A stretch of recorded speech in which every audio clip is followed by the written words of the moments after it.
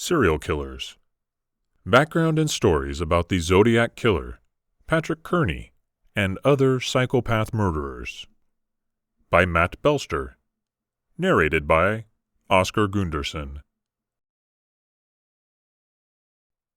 Chapter 1. The 4 Kinds of Serial Killers. Presently, there are 4 main types of serial killers listed, with many different subcategories noted under each, and the list goes on and on. Plus, depending on the nature of their criminal offense, they are either classified as organized or disorganized. Organized serial killers have a tendency to be rather smart, usually having IQ scores that are ranging from 105 all the way to 120.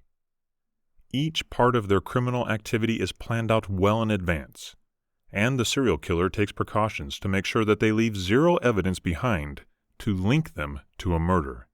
It is not uncommon for this kind of psychopath to watch possible victims for days to find someone they consider a great target.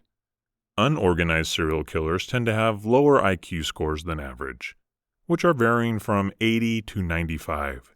These sort of murderers rarely plan out their actions, and they appear to kill people at random, normally those that happen to be at the wrong place at the wrong time. They usually don't take the additional precautions to conceal or remove any evidence of the crime, and they tend to travel from one state to another and even to other nations to keep away from being captured by the authorities.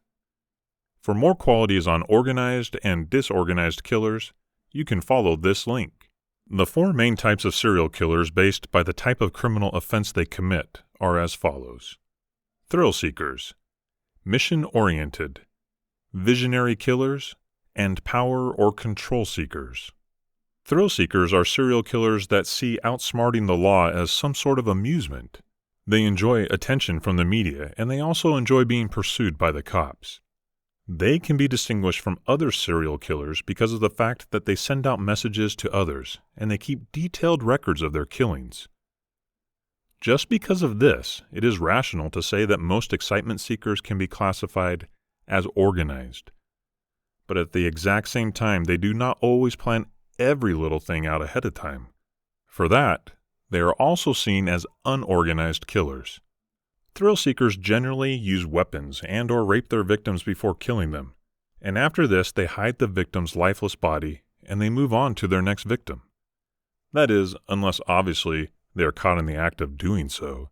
It gives them a rush of dopamine and excitement that they can get away with murder or some crime and be smarter than other people by outmaneuvering them. Mission-oriented serial killers are the ones that feel that they are doing civilization a favor by ridding it of certain people. Those could be young women, women of the street, drug dealers, or homosexuals, people they feel that civilization could do without. Those murderers are typically not psychotic. Some see themselves as trying to improve our civilization. Their idealism of getting rid of people they classify as harmful or bad makes them believe in a black and white image and become judges of character. They simply ignore all the factors that typically go into someone turning into a prostitute, crack dealer, or some other lowlife in society, and ignore the potential for recovery. Instead, they reason that society would be better off without them entirely. They always have a controlled criminal offense scene. Hence, categorizing them as organized makes them a lot easier to track. Though, since these murderers always pursue specific victims, this makes them easier to find. Visionary serial killers are those who occasionally experience psychotic breaks from society, and sometimes they think that they're another person, or they are compelled to murder by higher beings such as God or the devil. Actually, the 2 most common subcategories for visionary serial killers are demon-mandated and God-mandated. David Berkowitz is an example of a murderer like that. He had claimed that a satanic force transferred orders to him through his next-door neighbor's dog that told him to kill. Because visionary murderers have a tendency to be more messy than other killers, they're extremely simple to find. Power and control serial killers enjoy their victims' terror, suffering, and shrieking. Those murderers tend to be really organized, and they generally have a history of youth abuse, which left them feeling powerless and inadequate as adults. Lots of these murderers also sexually abuse their victims, but they are not inspired by emotions of desire. To them, raping is simply another way of controlling their victim. Besides these 4 basic categories listed, there are also lots of other subcategories that make serial killers special based on their killing rituals and the nature of their criminal offenses. This is an example. Black Widow is the title given to female serial killers, simply because it is known that a female black widow spider always kills and absorbs its mate after laying her eggs. There are also serial killers that murder another person after already killing somebody else. These sort of serial killers are called spree killers. Desire killers are serial killers that harm their victims largely for sexual stimulation. And there are murderers that form clubs that kill for sacrifice and approval into the group. These are called group killers, but are more typically described as cults. Mass murderers are the serial killers who take the lives of large groups of people at one time, killing without any particular targets in mind, but rather just to kill for their own satisfaction. Serial killers can also keep mementos or keepsakes of their victims when they are dead. Robert Keppel, an American detective and law enforcement officer, now retired, placed these collections into 2 classifications: mementos and trophies. Souvenirs or keepsakes are personal products which allow the murderer to enjoy their memories of specific crimes they committed. Those can be things like jewelry, body parts, and other items pertaining to the victim. Prizes are items that serial killers can make into a shrine, creating a collection of specific items from their past criminal offenses. Chapter 2. The Zodiac Killer. The Zodiac Killer was responsible for several killings in the San Francisco Bay Area in the late 1960s. He was never arrested. Who was the Zodiac Killer? The self-proclaimed Zodiac Killer was directly linked to at the very least 5 murders in Northern California in 1968 and 1969, and could have been responsible for more. He teased police and made threats through letters sent out to the area papers from 1969 to 1974, before abruptly stopping communication. In spite of intensive examinations, no one was ever detained for the criminal offenses, and the case remains open.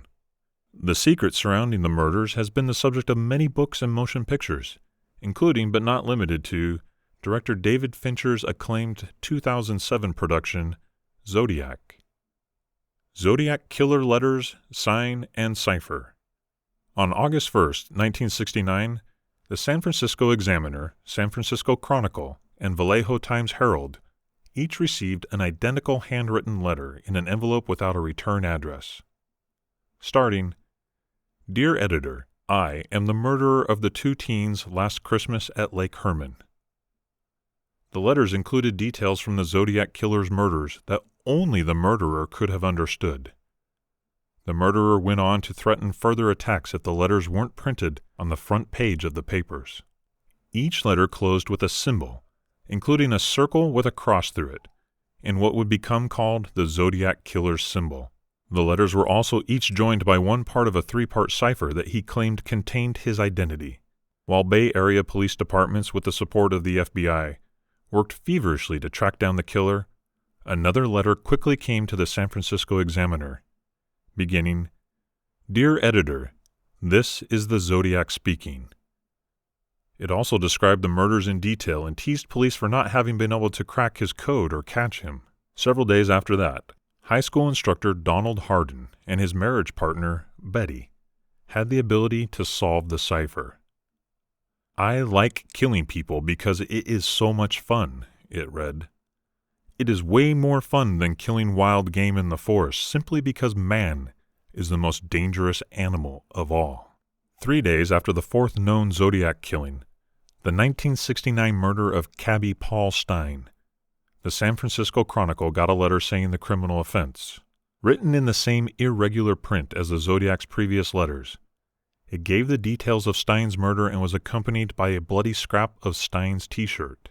At the end of the letter, The murderer mused that he would next shoot out the tire of a school bus and pick off the kids as they came bouncing out. The Zodiac Killer continued his teasing correspondence with Bay Area documents, in which he included more ciphers, said to have committed several more murders, and mocked the cops for their failure to catch him. In 1974, the letter stopped, though the investigation has not.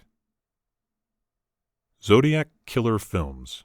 The Zodiac Killer was the inspiration for the psychopath in the 1971 Clint Eastwood traditional Dirty Harry, that includes a scene involving a school bus full of kids being hijacked. Years later, Robert Graysmith's writing fueled the creation of David Fincher's seriously acclaimed Zodiac, which hit the cinema in 2007 with Jake Gyllenhaal, Mark Ruffalo, and Robert Downey Jr. in starring roles. Subsequent dramatized takes on the subject include the 2017 production Awakening the Zodiac, about a couple that examines the murderer before falling into his crosshairs. The History Channel also featured a 2017 nonfiction TV series, The Hunt for the Zodiac Killer, about investigators' hunt to analyze the Zodiac Killer's code, victims, and attacks. At present, 4 separate attacks have been definitively credited to the Zodiac Killer. The first verified event took place on the night of December 20th, 1968, when 17-year-old David Faraday and his 16-year-old sweetheart Betty Lou Jensen were shot to death near their vehicle at a remote spot on Lake Herman Road on the borders of Vallejo, California. Authorities were baffled, not able to figure out the motive for the criminal activity or a suspect.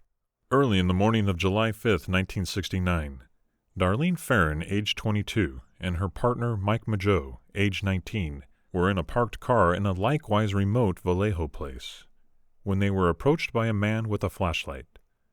The figure fired multiple shots at them, killing Farron and seriously wounding Mageau. Within an hour of the occurrence, a guy called the Vallejo Authorities Department, giving them the place of the criminal offense scene and claiming responsibility for both that attack and the 1968 murders of Faraday and Jensen.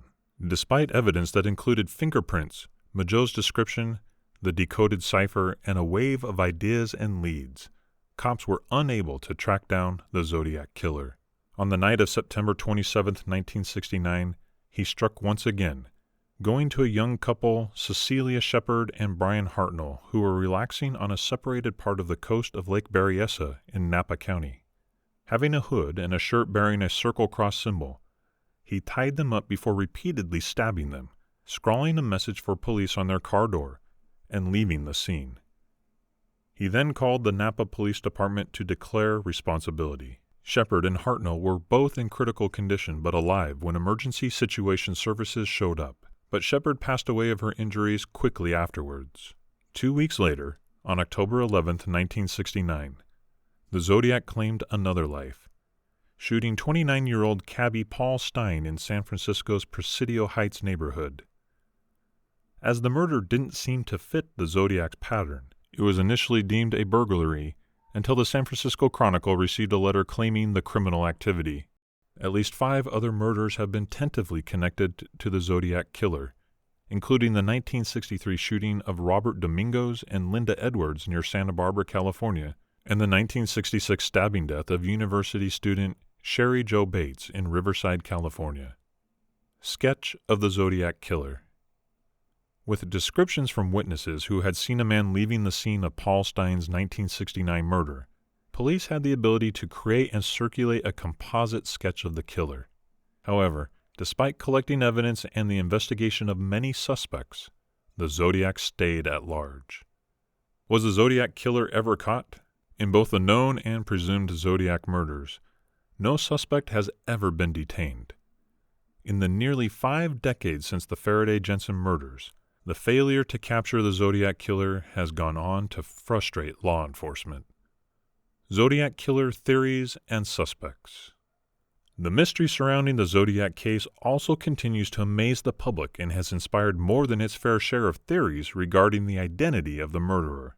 Ranging from credible to crackpot, these include the claims that he was Unabomber Ted Kaczynski, or convicted guilty murderer Charles Manson, or that he ultimately relocated to Scotland and committed more killings there before finding joy and giving up his evil deeds. Chapter 3. Donald Henry Gaskins, or Pee-wee. Donald Henry Gaskins, Jr. was born in 1933 in the city of Manning, South Carolina. His youth was marked by an indifferent mother and her changing partners. The guys usually mistreated Donald while his mother looked away and neglected his suffering. At school, the slim boy was no different. His schoolmates, who nicknamed him Pee-wee, beat and mobbed Donald till he dropped out of school at the age of 11 to work in a garage. Throughout this time, Donald Henry Gaskins made good friends with two boys of his age from the surrounding area. Together with them, Donald committed numerous robberies and rapings. The fact that boys under the age of 13 raped women together suggests the degree of the brutality of this trio. His cronies were called Danny and Marsh, and it was not until they had raped Marsh's younger sister together that the friends separated. Danny and Marsh vanished, and Donald remained alone. He continued the robberies on his own. At the age of 13, he was caught in a robbery by a woman whom he then assaulted with an axe to cover his criminal offense. The victimized girl survived seriously injured, and Gaskins was arrested. He was taken to a penitentiary to stay until his 18th birthday. However, in the institution, Gaskins ended up being the target of the other prisoners, as he had been in school before. They beat him up and raped him several times. Gaskins tried several times to leave, but was caught, and in the meantime committed to a mental medical facility. From there, he finally managed to escape. He signed up with a group of land tourists and married a 13-year-old girl. However, unpredictable as he was, he changed his mind on the run and voluntarily went back to the correctional institution. As initially prepared, he remained there till his 18th birthday. Right after, Gaskins committed his first murder, which however is not yet attributed to his later serial murders. He worked on a tobacco plantation and was caught there as an arsonist. His boss faced him, after which Gaskins went crazy and murdered the 5-year-old daughter of the plantation owner with a hammer. During his subsequent 5-year jail sentence, he committed another murder.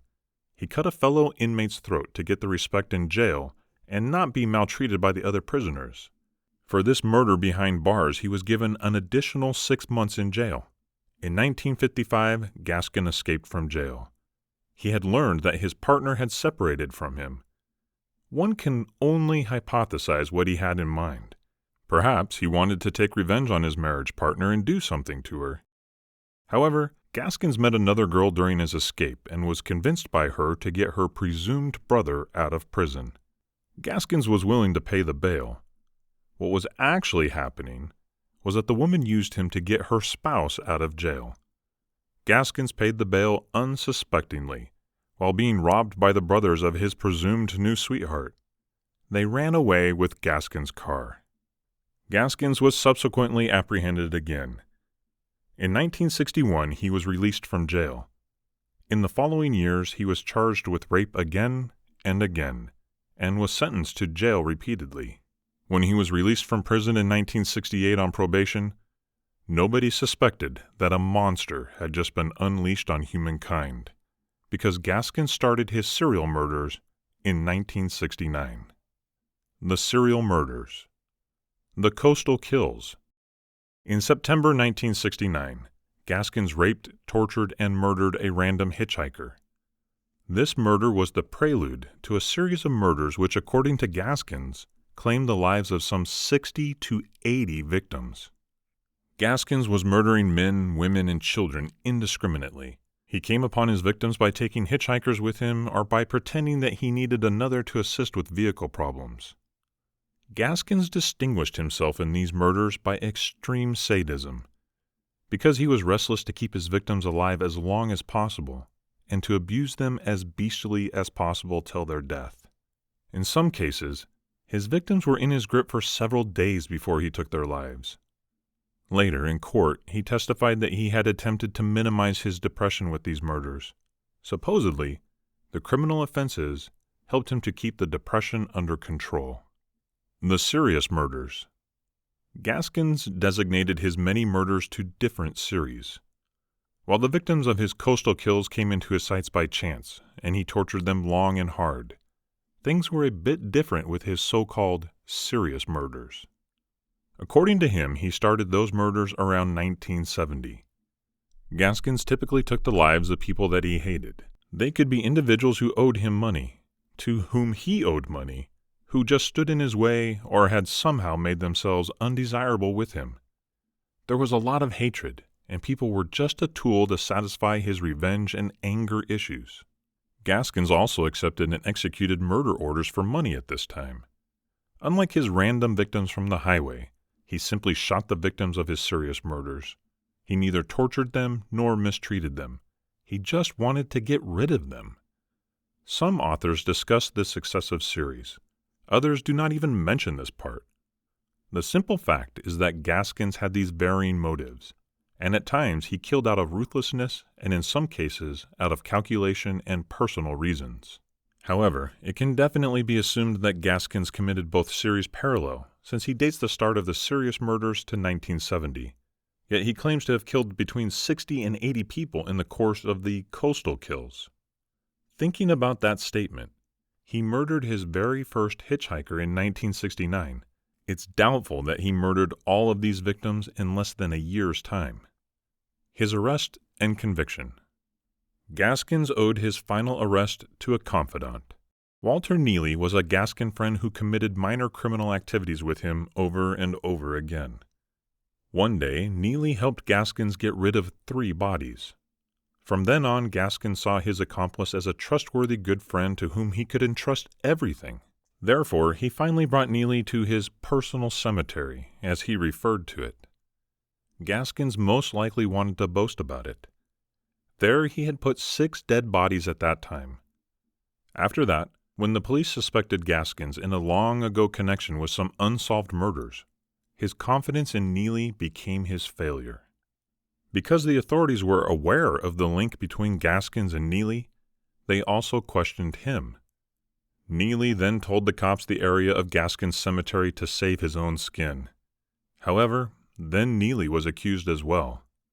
Eventually, Gaskins was sentenced to death in the following trial for a murder which could be attributed to him without any doubt. There was enough evidence, finally. Still, he later admitted to the other 7 murders and many other ones as well. When the death sentence was abolished in South Carolina in 1976, it looked initially as if Gaskins would once again be saved from death. His sentence was commuted to 7 life sentences. However, back then the death sentence was reintroduced in 1978, and Gaskins made the error of killing a fellow inmate during that time. He killed an inmate on death row on behalf of a fellow prisoner and was finally sentenced to death. In 1991, Gaskins was executed on the electric chair. Chapter 4. Andre Chikatilo. Andre Chikatilo was a former school instructor who killed more than 50 youths in the Soviet Union. Who was Andre Chikatilo? Chikatilo had a difficult youth in the Ukraine state of the USSR, and the only sexual experience as a teen ended quickly and resulted in much ridicule, leading to later sexually violent acts. When the authorities got to him, he admitted to the gruesome murder of 56 victims and was condemned in 1992 and put to death in 1994. Early life and childhood. Andrei Romanovich Chikatilo was born upon October 16, 1936, in Yablochne, a village in the heart of rural Ukraine in the USSR. At the time of the 1930s, Ukraine was known as the breadbasket of the Soviet Union.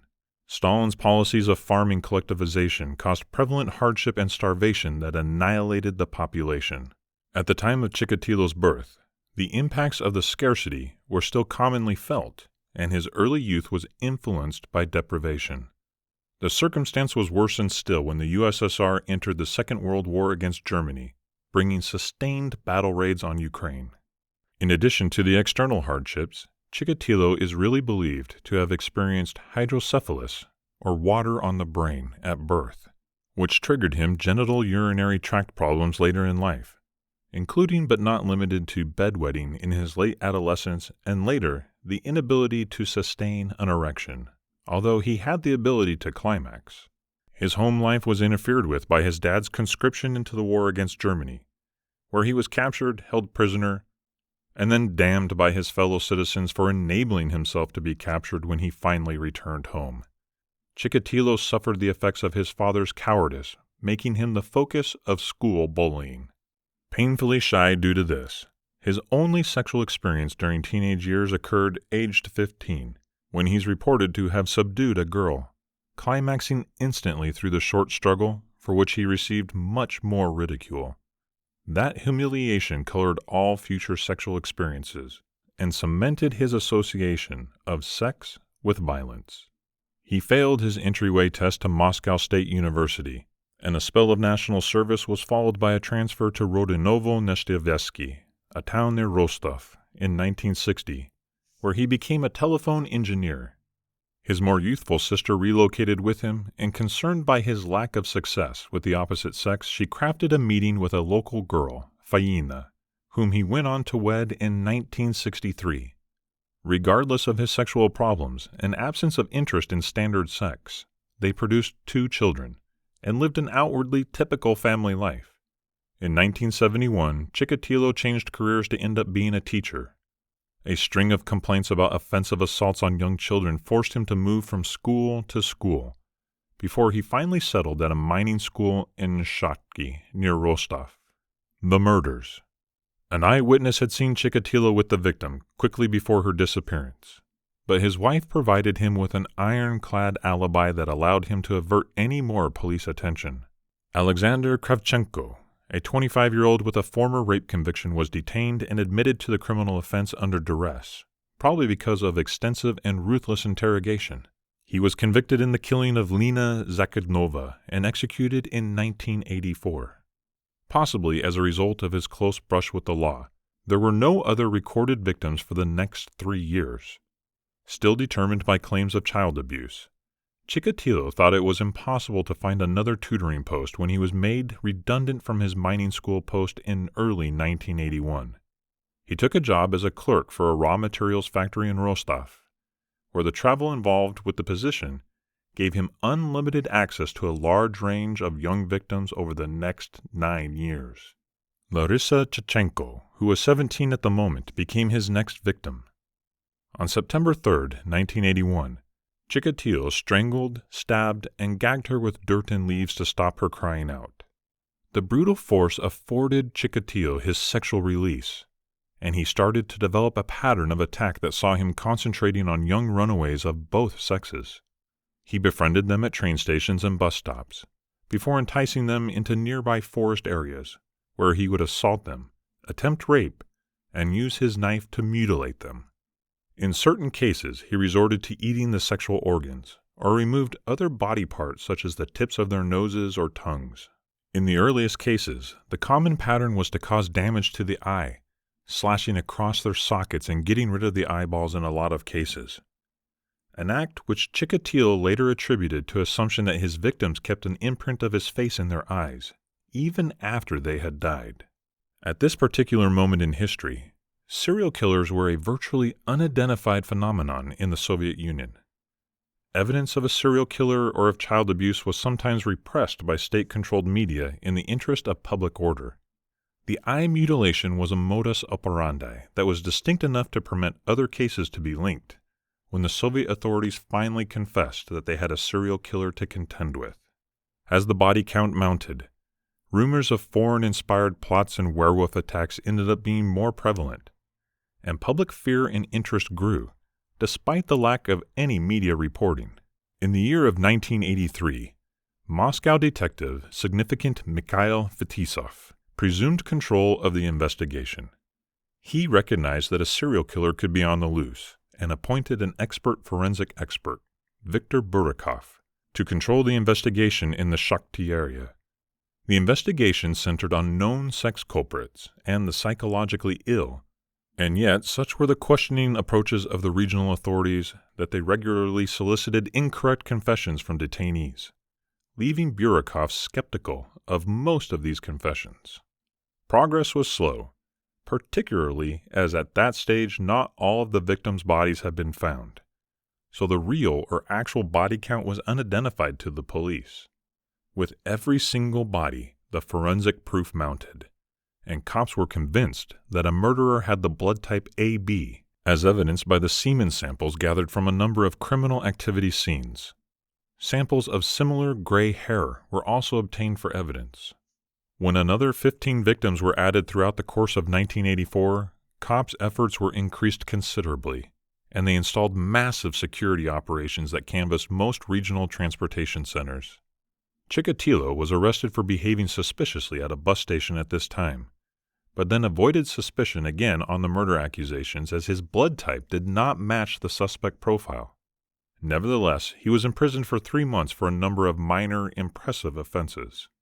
What was not fully understood at that time was that Chikatilo's actual blood type, type A, was different to the type found in his other bodily fluids, type AB, as he belonged to a minority group called non-secretors, whose blood type can't be inferred by anything besides a blood sample. As police only had a sample of semen and not blood from the criminal activity scenes, Chikatilo was able to avoid suspicion of murder. The advanced DNA strategies that we have nowadays are not subject to this same unreliability. Shortly after his release, Chikatilo found work as a traveling purchaser for a train company based in Novocherkassk and managed to keep a low profile until August 1985 when he killed 2 women in separate occurrences. At around the exact same time as these murders, Burakov, annoyed at the lack of positive progress, engaged the help of psychiatrist Alexander Bukanovsky, who refined the profile of the killer.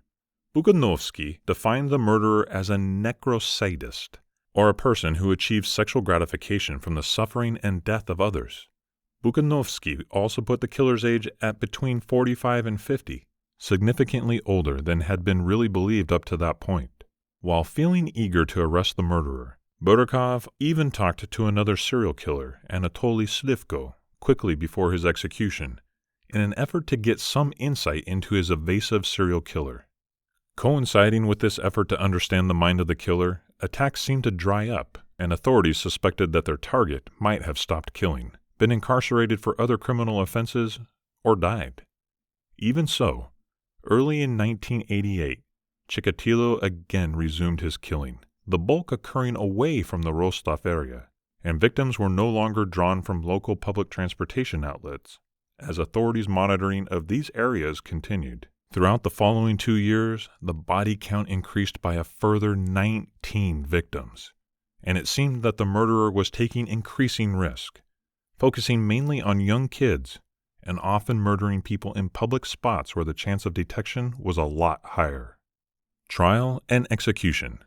The just recently unfettered media of Gorbachev's Glasnost Society positioned massive public pressure on police forces to catch the killer, and general police patrols were stepped up, with Burakov targeting likely areas with undercover authorities in an effort to flush out the killer.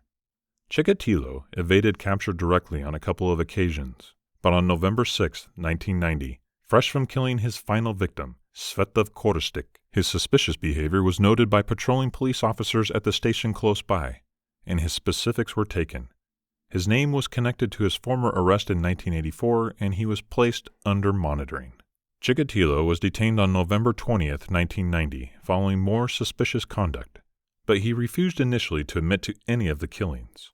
Burakov chose to allow psychiatrist Bukanovsky, who had prepared the original profile, to speak to Chikatilo under the guise of trying to comprehend the mind of a murderer from a scientific context. Chikatilo, plainly flattered by this method, opened to the psychiatrist, providing comprehensive specifics of all of his killings, and even leading authorities to the site of bodies formerly undiscovered. He claimed that he had taken the lives of 56 victims, although only 53 of those could be separately verified. That figure was far in excess of the 36 cases that the authorities had initially attributed to their serial killer. Having actually been announced sane and healthy to stand trial, Chikatilo litigated on April 14, 1992. Throughout the trial, he was held in an iron cage designed to keep him apart from the family members of his many victims. Referred to in the media as the maniac, his conduct in court ranged from bored to manic, singing and talking mumbo-jumbo, At one moment, it was even said that he dropped his trousers, waving his genital areas at the crowd in the courtroom with no shame. This kind of makes him a dislikable personality, doesn't it?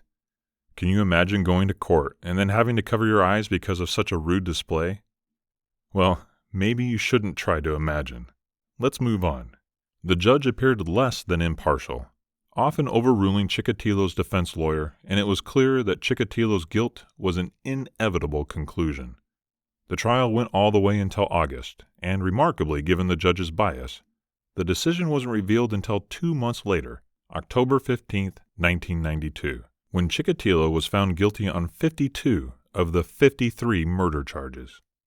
Then, he was sentenced to death for each of the murders. Chikatilo's appeal centered around the claim that the psychiatric examination which had found him fit to stand trial was prejudiced, but this process was unsuccessful.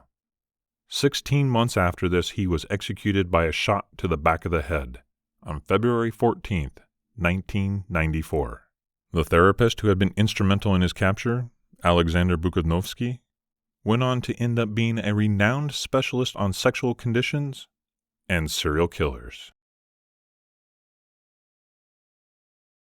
Chapter 5. Patrick Kearney. Homosexual guys were being murdered in groups from 1975 to 1977, disposed abruptly along highways between Los Angeles and the Mexican border. The federal investigation fixated on Patrick Wayne Kearney, an electrical engineer from Los Angeles, who looked absolutely nothing like the stereotypical serial killer with his glasses and harmless temperament. Wanted by the police, as was his acquaintance David Hill, who was never charged with any criminal activity associated with the murders. Kearney's reign of death ended when he simply strolled into the Redondo Beach Police Headquarters and gave himself up. Kearney pled guilty to killing 3 men and was sentenced to life in jail. Authorities were aware of the fact that there were a lot more and offered Kearney a deal. He would receive no death sentence in exchange for the full list of victims. The slayer eventually admitted and pled guilty to 18 more killings, directing the law to victims that were previously undiscovered. Kearney also admitted to another 11 murders that he was never prosecuted for, bringing his grand total to 32 killings. Patrick Wayne Kearney. On July 5, 1977, authorities in Riverside, California revealed the confessions of 2 male suspects in a series of grisly garbage bag murders, thought to include 15 victims in 5 different counties dating back to the year of 1973. The suspects, Patrick Kearney and David Douglas Hill, were charged in only 2 cases, both victims slain in March of 1977. But that day, Kearney led investigators to 6 alleged disposing sites in Imperial County. Evidence recovered from Kearney's home, where Hill lived as a live-in lover, included fibers matched to those on several lifeless bodies and a bloody hacksaw, which was used in the mutilation of particular victims. The California trash bag case formally began on April 13, 1975. When the mutilated remains of Albert Rivera, who was 21 years old at the time, were discovered near San Juan Capistrano. By November, 6 bodies had been discovered in Los Angeles, Orange, Riverside, and San Diego counties. The discovery of 2 more victims in March 1977 raised the body count to 8, and by that time police had their pattern. All the identified victims had homosexual backgrounds. Each was found nude, shot in the head with a comparable weapon. Some were dismembered or otherwise mutilated, their remains tied up in similar plastic trash bags. The last victim was 17-year-old John LeMay, last seen by his parents or caregivers on March 13th, when he left home to check out Dave. Authorities got in the case 5 days after that, which was after LeMay's mutilated remains were found beside a highway south of Corona. Friends of the victim determined Dave as David Hill, providing murder investigators with an address. Warrants were provided for Hill and his roomie, but the romantic partners stayed at large till July 1st, when they went into the Riverside County Sheriff's Office, pointed to their posters on the wall, and smilingly said, "That's us." A high school dropout from Lubbock, Texas, David Hill joined the Army in 1960, but was quickly released on analysis of an undefined personality disorder. Back in Lubbock, he wed his high school honey, but the romantic passion was brief. In 1962, he met Patrick Kearney stationed with the Flying Force in Texas, and their attraction was mutual. Hill separated from his wife in 1966 and moved to California with Kearney a year later. They were living together in Culver City, a Los Angeles residential area, when the long string of murders started. The first victim, known only as George, was buried right behind Kearney's Culver City duplex in September of 1968. Detectives, following the killer's directions, unearthed his skeleton in July of 1977. On July 14, 1977, Patrick Kearney was officially prosecuted on 2 counts of murder, including that of John LeMay. David Hill was released the same day, his charges dismissed as Kearney took full responsibility in the slayings, telling authorities that he killed just because it delighted him and gave him some feeling of dominance and control. By July 15th, Kearney had signed confessions to 28 murders, with 12 of the cases confirmed by police. On December 21st, he pled guilty on 3 counts of first-degree murder, getting a sentence of life imprisonment. Prosecutors launched the new year by charging Kearney with another 18 counts of murder in February of 1978. 9 of those charges were covered by Kearney's confessions. The others included 2 kids ages 5 and 8, together with 4 victims whose bodies were never recovered. On February 21st, Kearney pled guilty on all counts, receiving another life sentence. If his original confessions were sincere, at the very least 7 victims remain unknown. According to Michael Newton, in an encyclopedia of modern serial killers, Patrick Kearney, born 1940, is an American serial killer who victimized boys in California during the 1970s. He is sometimes described as the highway killer, a label he shares with 2 other separate serial killers, William Bonin and Randy Stephen Kraft. Early life. He was the youngest of 3 sons and was raised in a reasonably stable family, at the very least in contrast to those of many other serial killers. His early life wasn't without some trauma, however. A thin and sickly child, he ended up being the target for bullies at school. In his teens, he became withdrawn and daydreamed about killing people.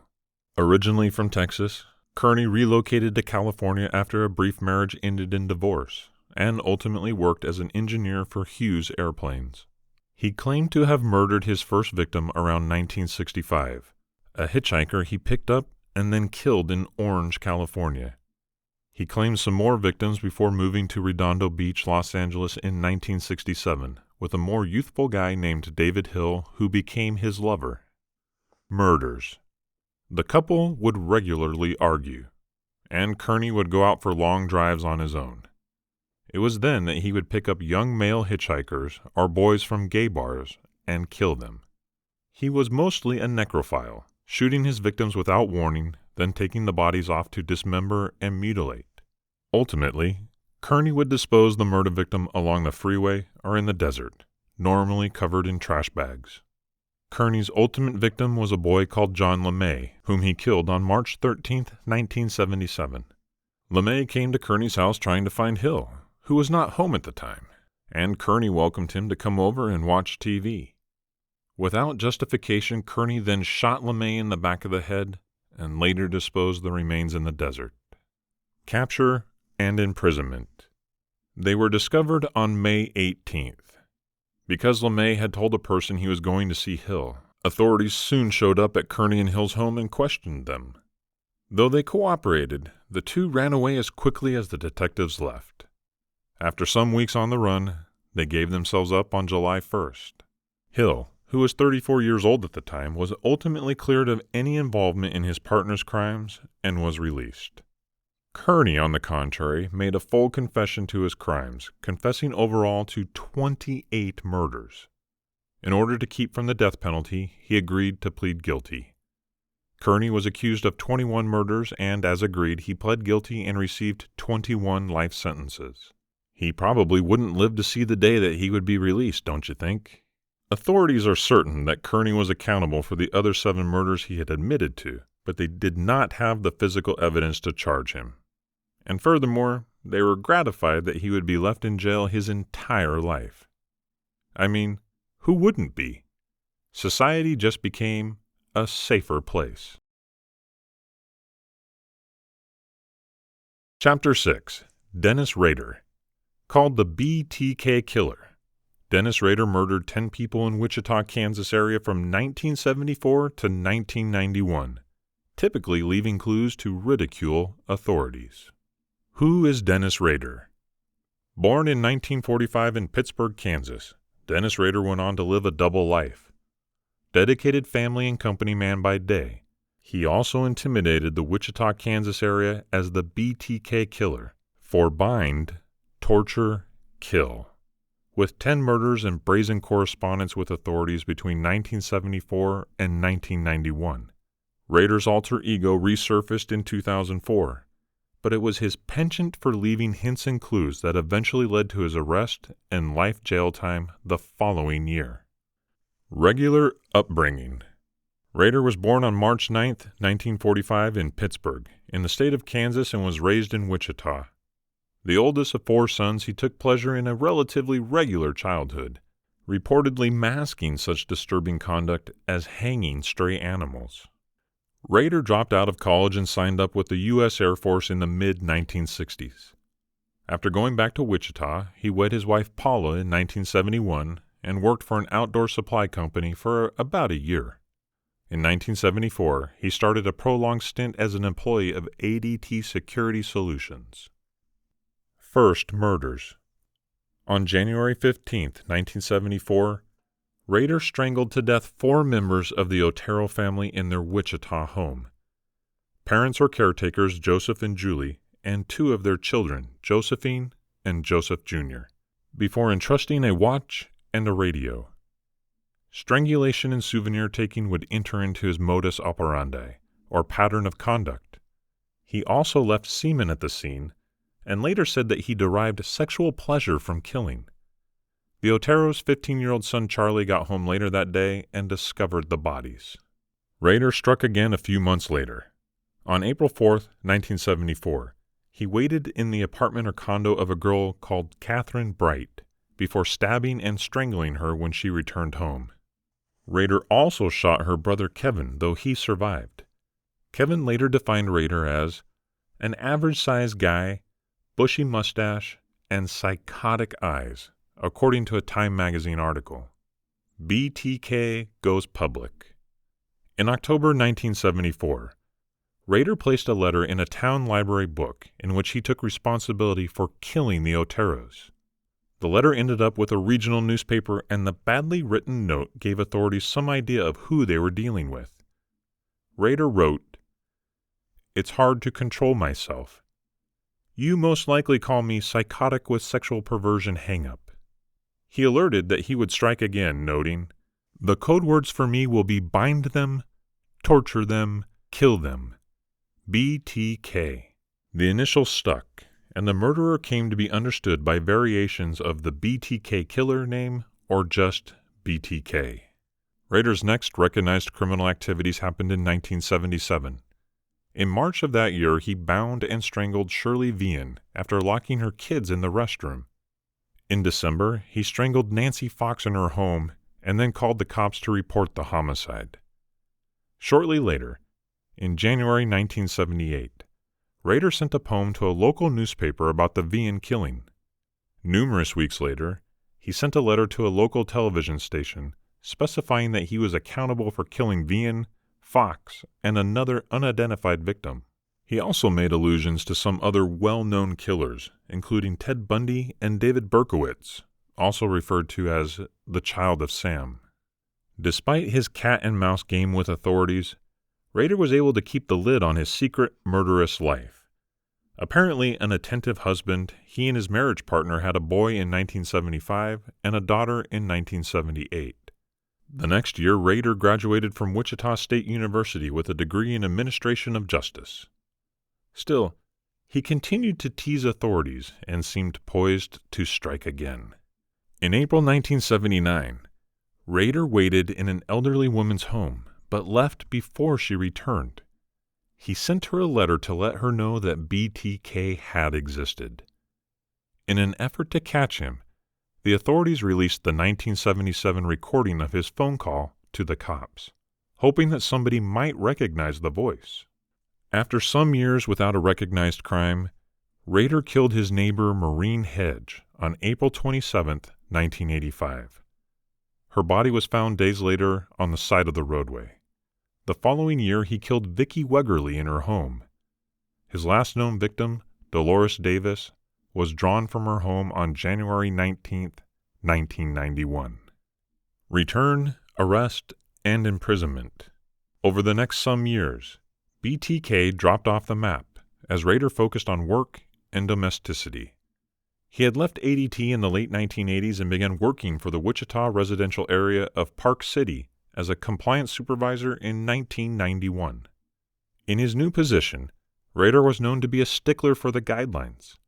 He gauged the height of individuals' yards and chased after roaming animals while carrying a tranquilizer gun. According to reports, Rader got a kick out of applying his minimal authority over his next-door neighbors and other members of the community. He was also a Boy Scout troop leader and president of his church council. With many news stories marking the 30th anniversary of the Otero murders, BTK resurfaced in 2004. Rader sent local media outlets and authorities several letters filled with products associated with his crimes, which included pictures, a word puzzle, and an overview for the BTK story. He also left packages with clues which included a computer system disk that eventually led authorities to Rader's church. Investigators also noticed his Jeep on security tapes of some of the package drop-off areas and cemented their case by obtaining a DNA sample from Rader's daughter. Rader was apprehended on February 25, 2005, and later charged with 10 counts of first-degree murder. His next-door neighbors and fellow church members were stunned by the news, not able to believe that the man they knew was the serial killer that had haunted that region for a long time. Rader then pleaded guilty to all charges on June 27, 2005. As part of his plea, he gave the horrifying specifics of his criminal offenses in court. Many observers noted that he defined the gruesome events with no sign of regret or emotion. Because he committed his criminal activities before the state's 1994 reinstatement of the death penalty, Rader was sent to El Dorado Reformatory to serve his 10 life sentences. This has been Serial Killers, background and stories about the Zodiac Killer, Patrick Kearney, and Other Psychopath Murderers, by Matt Belster, narrated by Oscar Gunderson.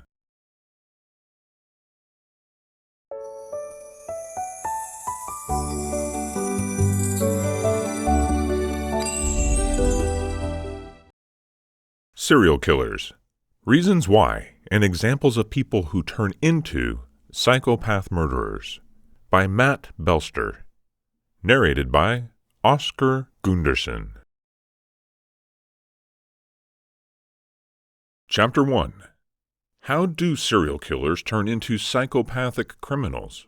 A serial killer is typically an individual who murders 3 or more men and or women, and is usually in service of abnormal mental gratification, with the murders occurring over more than 1 month and having a significant period of time between them. Though many authorities set a threshold of 3 murders, others extend it to 4 or decrease it to 2. Psychological satisfaction is the typical reason for serial killing, and most serial killings include sexual contact with the victim. But the Federal Bureau of Investigation, or FBI, states that the intents of serial killers can include anger, thrill-seeking, financial gain, and attention-seeking. The murders might be attempted or finished in a similar style. The victims could have something in common, for instance, group profile, looks, gender, or race. While a serial killer is a unique categorization that differs from that of a mass killer, spree killer, or contract killer, there may be conceptual overlaps between them, and some dispute exists on particular qualifications, specifically with regard to spree killers in comparison to serial killers. Most of the serial killers have dealt with similar issues in their youth, and the way they were raised. Hickey's trauma control model clarifies how early youth trauma can set the kid up for deviant conduct in adulthood. The kid's environment, either their parents or society, is the dominant aspect figuring out whether or not the child's conduct escalates into bloodthirsty tendencies and acts.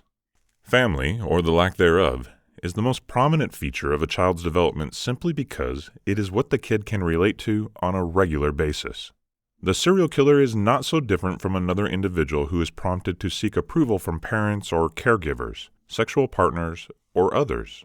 This deep need for appreciation is what influences kids to attempt to develop social relationships with their family and peers.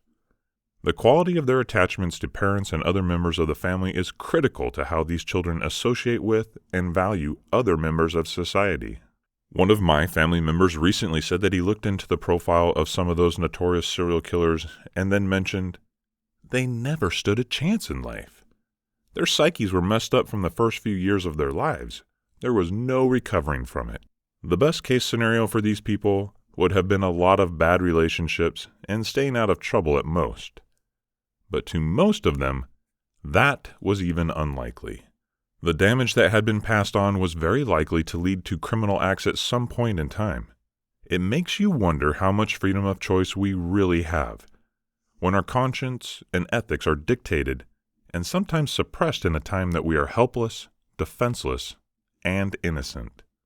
Wilson and Seafarer, in 1990, performed a research study on incarcerated serial killers, and what they concluded was the most influential aspect that added to their bloodthirsty activity. Practically all of the serial killers in the research study had experienced some kind of environmental issues during their childhood, like a damaged home brought on by divorce, or a lack of an adult figure to discipline the child. Nearly half of the serial killers had experienced some type of physical or sexual abuse, and more of them had experienced emotional neglect. When a caretaker has a drug or alcohol issue, the focus in the home is mostly on the parents instead of the kid. That neglect of the child leads to the lowering of their self-esteem and helps develop a fantasy world in which they are in control. Hickey's trauma control model supports how the neglect from parents or caregivers can facilitate deviant behavior, specifically if the child sees substance abuse in action. This then results in disassociation, the incapacity to attach, which can farther cause bloodthirsty behavior, unless the kid finds a way to develop considerable relationships and fight the label they get. If a child receives no emotional aid from anyone, then she or he is not likely to recuperate from the terrible event in a favorable way. As stated by E. Maccabee, the family has continued to be viewed as a major, perhaps the significant, arena for socialization. Chapter 2. Tsutomu Miyazaki. Pedophile and cannibal Tsutomu Miyazaki, aka the Otaku Killer, terrified a Japanese suburb for one bloodthirsty year before he was finally hauled into court. In late August 1988, the parents or caregivers of missing 4-year-old Mari Kono received a box in the mail. Inside of the box, on a bed of powder, was a picture of the attire Mari had been wearing when she disappeared, some little teeth, and a postcard bearing a message: Mari, cremated, bones, examine, prove. This horrifying box of intentional clues would be one of the several that tortured families around Tokyo, Japan would receive as they looked for their kids. However, these girls would never go back to their families because they had become victims of the twisted mind of Tsutomu Miyazaki, the Otaku Killer. Tsutomu Miyazaki's inner turmoil. Though he grew up to be one of Japan's most cruel killers, Miyazaki began as a meek and quiet child. Born too soon in August of 1962 with an abnormality that rendered him unable to bend his wrist completely, Miyazaki spent the majority of his early youth alone as the victim of bullying for his deformity. Miyazaki was very much introverted and hardly ever took part in social events or made many good friends. He usually hid his hands in photographs out of embarrassment. He did seem to enjoy illustration, however, and comics while alone in the house. While he was not a social person, he was a successful one, and he ranked in the leading 10 of his class in school. He moved from primary school to high school in Nakano, Tokyo, and stayed a star student with the hopes of becoming a teacher. But it didn't work out. Miyazaki's grades unbelievably plunged. He went to 40th out of 56 in his class, and as such didn't matriculate into Meiji University. Rather, Tsutomu Miyazaki was forced to go to a local junior college and to study being a photographer instead. It is unclear exactly why Miyazaki's grades fell so swiftly, though it might have had to do with his domesticity. The Miyazaki family was rather influential in the Utsukaichi district of Tokyo. Miyazaki's dad owned a paper. Despite the fact that he was expected to take over Dad's job when he retired, Miyazaki expressed no interest in doing so. Persuaded that they only cared about his financial and material success in life, Miyazaki avoided his family. If I made an attempt to speak to my parents about my issues, they would only brush me off, he said to the cops when they arrested him. The only person he did not excommunicate was his grandpa, who Miyazaki felt was the only person that cared about his personal joy. He felt his more youthful sisters hated him, but he felt he had a much closer relationship with his older sister. In college, Miyazaki's weirdness deepened even further. He took crotch shots of female players on the tennis courts. He went through a lot of adult publications, but those became boring to him too. They black out the most fundamental part, he said. By 1984, Miyazaki started to seek out kid porn, which wasn't hampered by censorship as obscenity laws in Japan only banned pubic hair, not sex organs. Though he dealt with his parents or caretakers and sisters, Miyazaki spent the majority of his time with his grandfather. Although he remembered that at that time of this period, he considered suicide. He remembered his grandfather helping him with it. Later in 1988, his grandfather passed away. In Tsutomu Miyazaki's mind, the absolute worst had taken place. Now we see that this is what specialists really believed was his tipping point, being the otaku killer. Whether Tsutomu Miyazaki had this disruption in him all along or developed it in reaction to his grandfather's death is unidentified, though timing suggests that following death, Miyazaki had transformed. Members of the family saw a significant change in him almost instantly. They reported that he started spying on his little sisters while they showered, then attacked them when they confronted him. At one point, he even assaulted his mom. Miyazaki himself confessed that after his grandpa was cremated, he ate some of the ashes to feel near him while distancing himself from his family.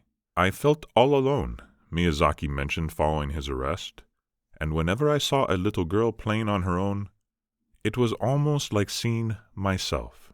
The worst still had not happened. In August of 1988, only a day after his 26th birthday, Tsutomu Miyazaki kidnapped 4-year-old Mari Kono. According to Tsutomu Miyazaki, he simply approached her outside, led her back to his automobile, then drove away. He drove her to a woody area west of Tokyo and parked the vehicle under a bridge where it could not be seen by passerby. For half an hour, the two waited in the vehicle.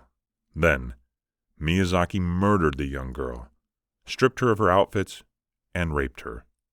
He thoroughly undressed her, left her naked body in the woods, and returned home with her clothes.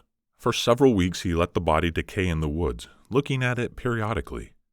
Eventually, he eliminated her hands and feet and kept them in his closet. Miyazaki then called her family. He breathed heavily into the phone and otherwise didn't speak.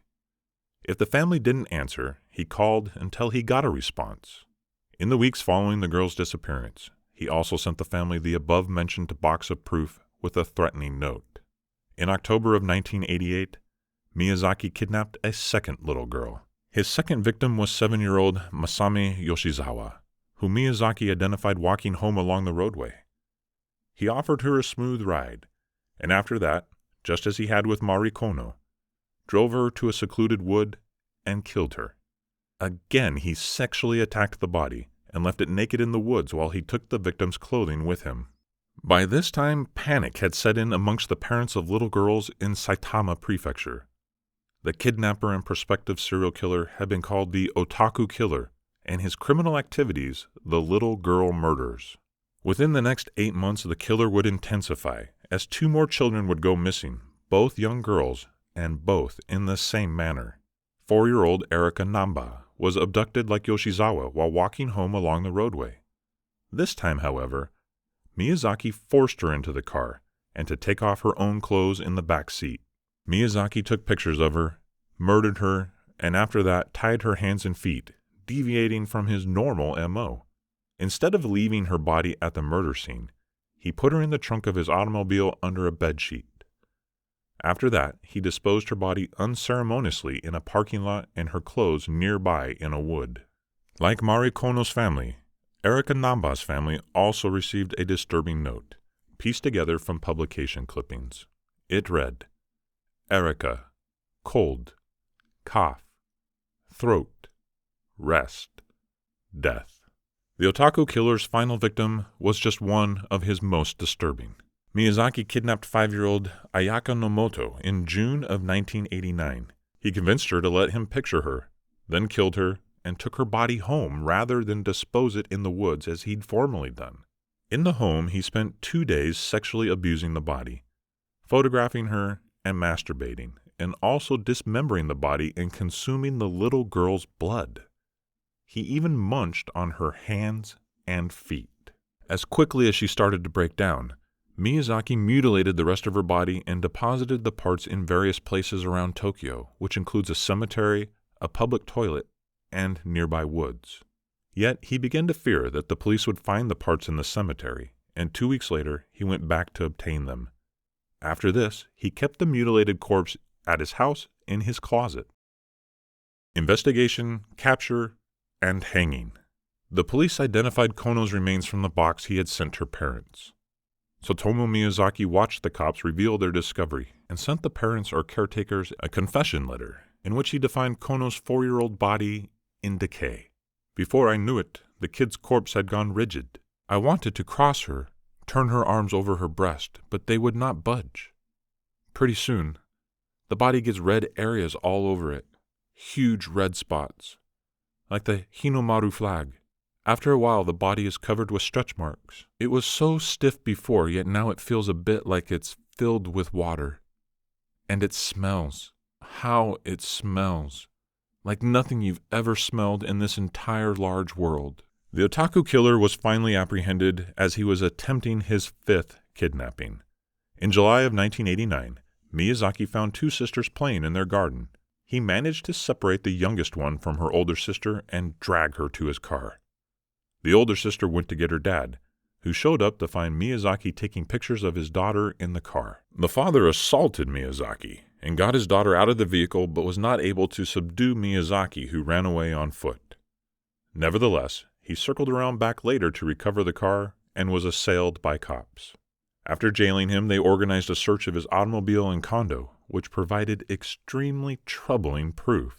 In Miyazaki's apartment or condo, police found over 5,000 videos, some of anime and slasher movies, and some homemade videos of himself abusing bodies. They also found pictures of his other victims and pieces of their clothing. Plus, obviously, they discovered the body of his 4th victim, decomposing in his bedroom closet, her hands missing. Throughout his trial, Tsutomu Miyazaki stayed exceptionally calm. Press reporters noted that he was practically indifferent to his arrest and completely unbothered by the things he had done or the fate he was dealing with. He replied to questions calmly and appeared almost reasonable in his thinking, regardless of the fact that he had committed ridiculous crimes. When inquired about his criminal activities, he blamed them on Ratman, an alter ego who lived inside him and forced him to do terrible things. Therapists that had analyzed him throughout the trial pinpointed his lack of connection with his parents or caregivers as an early indication of his disturbance. They also noted that since he had no connection with his family, he had instead turned to a dream world, and that includes manga and slasher films, to give him solace. Meanwhile, his parents or caretakers publicly disowned him, and his dad refused to pay for his son's legal charges.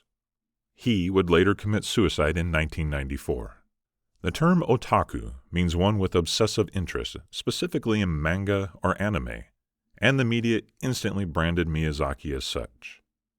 Enthusiasts of the art form turned down the label and claimed there was no basis for their claims that manga had turned Miyazaki into a killer. In the modern day, this argument could perhaps be compared to those that assert video games promote gun violence. Though 3 separate analytic groups analyzed him throughout his 7-year trial to identify whether or not he was feeble-minded, and thus entitled to a lesser sentence, the courts ultimately found Miyazaki of sound mind, and thus eligible for the death penalty. In 2008, his sentence was performed, and Tsutomu Miyazaki, the otaku killer, finally answered for the horrible criminal offenses he committed. He was hanged. Chapter 3. Alexander Pichushkin. The Russian serial killer Alexander Pichushkin, nicknamed the Chessboard Killer, was caught in Moscow and convicted in 2007 of killing 48 victims. Who was Alexander Pichushkin? After his apprehension, the authorities came across a chessboard with the dates on all except for 2 of the squares, apparently connected to the murders he committed. Due to the gruesomeness and number of murders, Russians were thinking about restoring the death penalty. Early life. Pichushkin was born on April 9, 1974 in Mythology, Moscow. Little is understood of Pichushkin's early years. He had some type of head injury around the age of 4 and spent time in an institute for the disabled as a child. He seemed in competition with one of Russia's most well-known serial killers, Andrei Chikatilo, who was found guilty of 52 murders in 1992. Around the time of Chikatilo's trial in 1992, Pichushkin committed his first murder. He was just a teenager when he pushed a boy out of a window, according to Pichushkin's televised confession. While the authorities did question him in the case, it was later declared a suicide. "This first murder, it is a lot like first love. It is extraordinary," he later said. Bitsevsky Park. Pichushkin's murderous impulses lay inactive for years until he started killing people in Moscow's Bitsevsky Park in the early 2000s. Often targeting the elderly or the destitute, he enticed his victims to the park to supposedly drink with him at his dead pet dog's tomb. There appears to be some kernel of truth to this story. After the loss of his grandfather, with whom he shared a close bond, Pichushkin ended up being depressed. He got a pet dog that he typically walked in the park. It's unidentified whether the pet dog is actually buried there, however. Pichushkin waited till his desired victim was intoxicated, then he hit her or him repeatedly with a blunt instrument, a hammer or a piece of pipeline. To hide the bodies, he often threw his victims into a sewer pit. Some were still alive at the time and wound up drowning. Other murders. As the killings advanced, Pichushkin's attacks grew much more savage. He left a damaged vodka bottle protruding from some victims' skulls, and seemed to care less about dealing with the bodies, just leaving them exposed to be discovered. By 2003, Moscow residents, specifically those that lived near the park, feared that there was a serial killer on the loose. Papers nicknamed Pichushkin the Bitsevsky Maniac or the Bitsa Beast. Authorities finally overtook Pichushkin in June 2006 after he killed a woman he worked with at a grocery store. She had left a note for her son telling him that she was walking with Pichushkin. While he understood the risk involved in killing his colleague, he still murdered her. Arrest and conviction. After his arrest, the police found a chessboard with dates on 61 or 62 of its 64 squares. Pichushkin was a fan of the game and had been trying to kill as many individuals as there were squares on the board. Regardless of the date recommendations, the police were only able to charge Pichushkin with 51 counts of murder and attempted murder. 3 of his victims survived. Pichushkin's confession was aired on Russian TV. In it, he went over at length his need to kill. "For me, a life without murder is a lot like a life without food for you," Pichushkin reportedly said. Showing no regret, he later claimed that he must be charged with more murders, keeping with his claim of killing 61 or 63 people. His story differed. "I thought it would be unjust to ignore the other 11 people," Pichushkin apparently commented during his 2007 trial. Pichushkin was convicted in October 2007. The jury deliberated for only 3 hours before finding him guilty of 48 counts of murder and 3 counts of attempted murder. Quickly after the trial, Pichushkin was sentenced to life in jail. The hideous nature of his criminal activities has restored interest in reinstituting Russia's death penalty. Chapter 4. John Haig. Haig was born on the 24th of July, 1909 at Stamford in Lincolnshire. He was brought up in Outwood, Yorkshire, where his ultra-religious Plymouth Brethren dad was a colliery supervisor. He left school at the age of 17 and was apprenticed for some time to become a motor engineer. He left his house, and on the 6th of July 1934, he was wed to a girl. Not wanting to work for another person, he went into business for himself by forging car files. He was soon hauled into court for this, and he got 15 months at Leeds Assizes in November 1934. His wife separated from him, and on his release he began a dry cleaning business with a partner. This was rather an effective venture, till his partner was killed in an auto accident and the business collapsed. He relocated to London in 1936, where he had the ability to get a job as driver to the McSwan family, but found another rip-off that, at Surrey Assizes in November 1937, cost him 4 years chastening servitude. Released in August 1940, he was back inside within a year, doing 21 months for stealing. It was obvious to see even at this early time that he was never ever going to earn a sincere living. This time on his release, he became a salesperson for a firm in Crawley, an occupation he followed till the year 1944. In the summertime of 1944, he happened to bump into William Donald McSwan, whom he had previously met in 1936. On the 9th of September 1944, the two guys went for a cold beverage at the Goat in Kensington High Street. They then went to 79 Gloucester Road, and that's where Haig had a workshop. Here, Haig smashed McSwan's skull and put his body in a water butt that he had filled with acid, just like that. He then walked around to see McSwan's parents or caretakers with whom he had become acquainted with, and said to them that their son had entered into hiding to stay away from the draft. He had the ability to maintain this deception by sending the couple letters claiming to be from their child, till July 1945, when he killed the McSwans and dealt with their bodies in the exact same way. Acting as William McSwan, he managed to acquire legal control of all their belongings and sold every little thing, making over £4,000 at the same time, which in 1945 was a great deal of money. In 1947, he met a couple called Henderson at the time of a home deal. In February 1948, he took them one at a time from the Metropole Hotel Brighton, where they lived, to his new workshop in Crawley. Here he shot them and popped them in the now familiar drum filled with acid. He paid their hotel cost and removed all their valuables. By February 1949, Haig had been living in the Onslow Court Hotel, South Kensington, for 4 years. One of the other residents was Mrs. Olive Henrietta Olivia Roberts Durand Deacon. She was a 69-year-old widow who had lived at the resort for over 6 years. The two often exchanged pleasantries at mealtimes, and Haig told her that he was an engineer and creator. At lunch on the 14th of February, Mrs. Durand Deacon revealed to Haig some artificial fingernails she had designed, and asked Haig if he could improve on the idea to a product that would be valuable. He told her that he would think about it. On the 18th, the two of them drove to Haig's ramshackle workshop in Crawley in his office. Here, he shot her in the back of the head, and after stealing her jewelry and fur coat, put her body into a 45-gallon corrosion-resistive drum and filled the tank with sulfuric acid. He returned to Onslow Court Hotel and ate a 3-course dinner. The day after that, on a Saturday, guests at the hotel, who were getting restless about the lack of Mrs. Durand Deacon from breakfast, asked Haig if he knew of her location. He told them that he had set up to meet her, but that she failed to show up for their appointment. On Sunday, it was obvious that something was wrong. Haig approached Mrs. Lane, who had revealed concern the day before, and asked if there had been any contact with the missing woman. Mrs. Lane told him that she had had no news, and that she intended to go to the police that afternoon. Haig offered to accompany her, and drove her to Chelsea Police Station. The policewoman, Sergeant Lambourne, was suspicious of Haig from the start. Then, on Monday, Scotland Yard's record office was contacted, and Haig's criminal record came to light.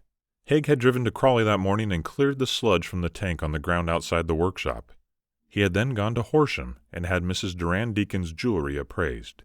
When he returned to the hotel, the police were waiting for him.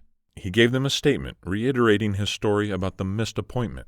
On Thursday, he saw the police back at Onslow Court Hotel for another declaration from Haig, which was mainly the same as his first declaration, but with some additional details. Saturday, 26th of February, and the authorities visited the workshop at Crawley. The door to the workshop was forced, and the investigators noted the rubber apron, gas mask, and empty carboys. They also found a recently fired .38 caliber Enfield revolver and a dry cleaning invoice for a black Persian lamb coat. At 4:15 p.m. on Monday the 28th of February, Detective Inspector Albert Webb was waiting at Onslow Court when Haig returned. Webb took Haig back to Chelsea Police Headquarters to help them with their inquiries. Later that night, he confessed to Webb, saying, "I've destroyed her with acid.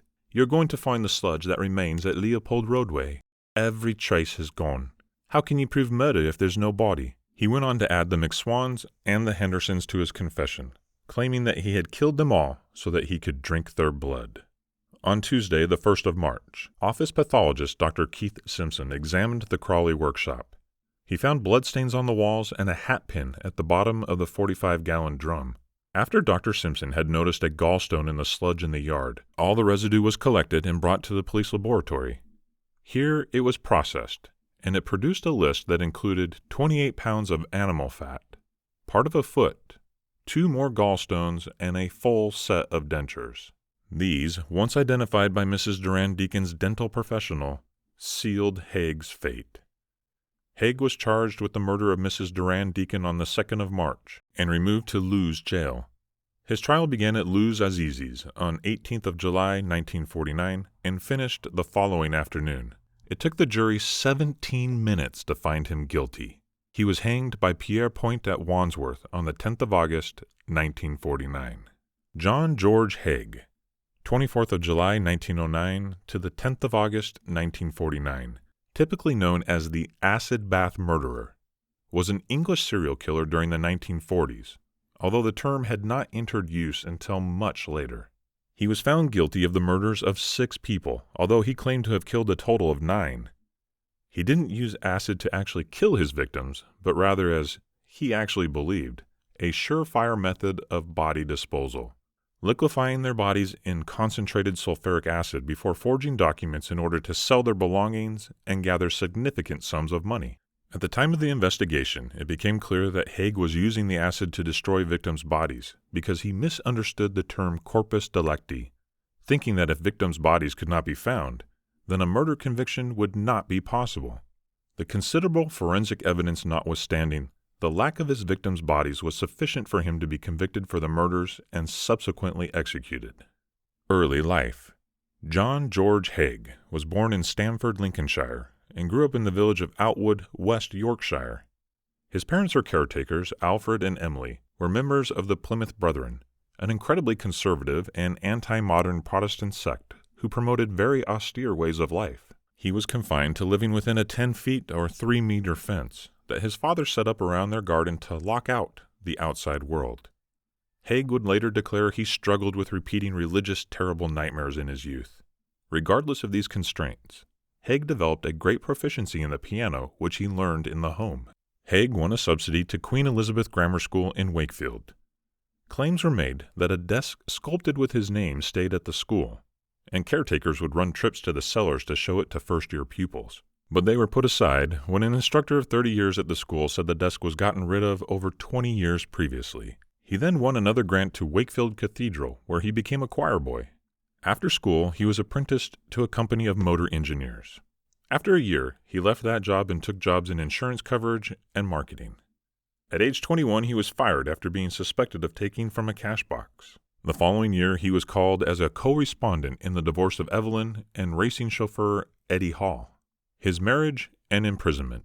On the 6th of July, 1934, Haig wed Betty Hammer, age 21, a vibrant woman defined in some accounts as a good-time girl. The marriage soon floundered. The exact same year, Haig was imprisoned for fraud. Betty gave birth while he was in jail, but she gave the baby up for adoption and left Haig. On his release, he was jailed again, this time for 15 months, for a fraud including automobiles purchased on hire purchase. This time when freed, he tried to go straight with a dry cleaning business, but it failed when his business partner was killed in a motorbike accident. He then relocated to London and became driver to William McSwan, rich owner of a theme park. Haig and McSwan became friends, but Haig still wanted to set himself up in business. He did, but as a bogus lawyer, earning himself 4 years in prison for scams. Haig was released just after the start of the Second World War, then imprisoned again for theft. While he was in prison, he thought up what he thought to be the flawless murder, getting rid of the body by liquefying it with acid. He experimented with mice and found it took only 30 minutes for a body to disappear. The Acid Bath Murders. He was liberated from one term in 1943 and ended up being an accounting professional with an engineering firm. Not long after, by chance, he ran into McSwan in the Goat Pub in Kensington. McSwan introduced Haig to his parents or caregivers, William and Amy, who pointed out that they had invested in some property. On the 6th of September 1944, McSwan disappeared. Haig later confessed hitting him over the head after enticing him into a basement at 79 Gloucester Roadway, London, Southwest 7. He then put McSwan's body into a 40-gallon drum and tipped concentrated sulfuric acid onto it. 2 days later, he went back to find the body had become sludge, which he put down a manhole. He said to McSwan's parents, William and Amy, that their son had run away to Scotland to stay away from being phoned for military service. Haig then took control of McSwan's home, and when William and Amy became curious as to why their child had not returned, as the war was coming to an end, he murdered them too. On the 2nd of July 1945, he tempted them to Gloucester Roadway and disposed of them. Haig took William McSwan's pension checks, sold their properties, stealing about £8,000, £256,000 when adjusted for inflation. He moved into the Onslow Court Hotel in Kensington. By the summer season of 1947, Haig, a bettor, was running short of cash. He found another couple to kill and rob. Dr. Archibald Henderson and his partner Rose, whom he met after claiming to show interest in a house they were selling. He leased a small workshop at 2 Leopold Roadway, Crawley, West Sussex, and moved acid and drums there from Gloucester Road. He was also known to have stayed at the George Hotel, Crawley, on some occasions. On the 12th of February 1948, he drove Henderson to Crawley on the pretext of demonstrating him an innovation. When they showed up, Haig shot Henderson in the head with a revolver he had earlier taken from the doctor's house. He then lured Mrs. Henderson to the workshop, claiming her partner had fallen ill, and shot her also. After dealing with the Hendersons' bodies in oil drums filled with acid, he created a letter from them and sold all of their possessions for £8,000, except their dog, which he kept. That 1948 amount is the same as £216,000 today. Last victim and capture. Haig's next and last victim was Olive Durand Deacon, 69, a widow and fellow citizen at the Onslow Court.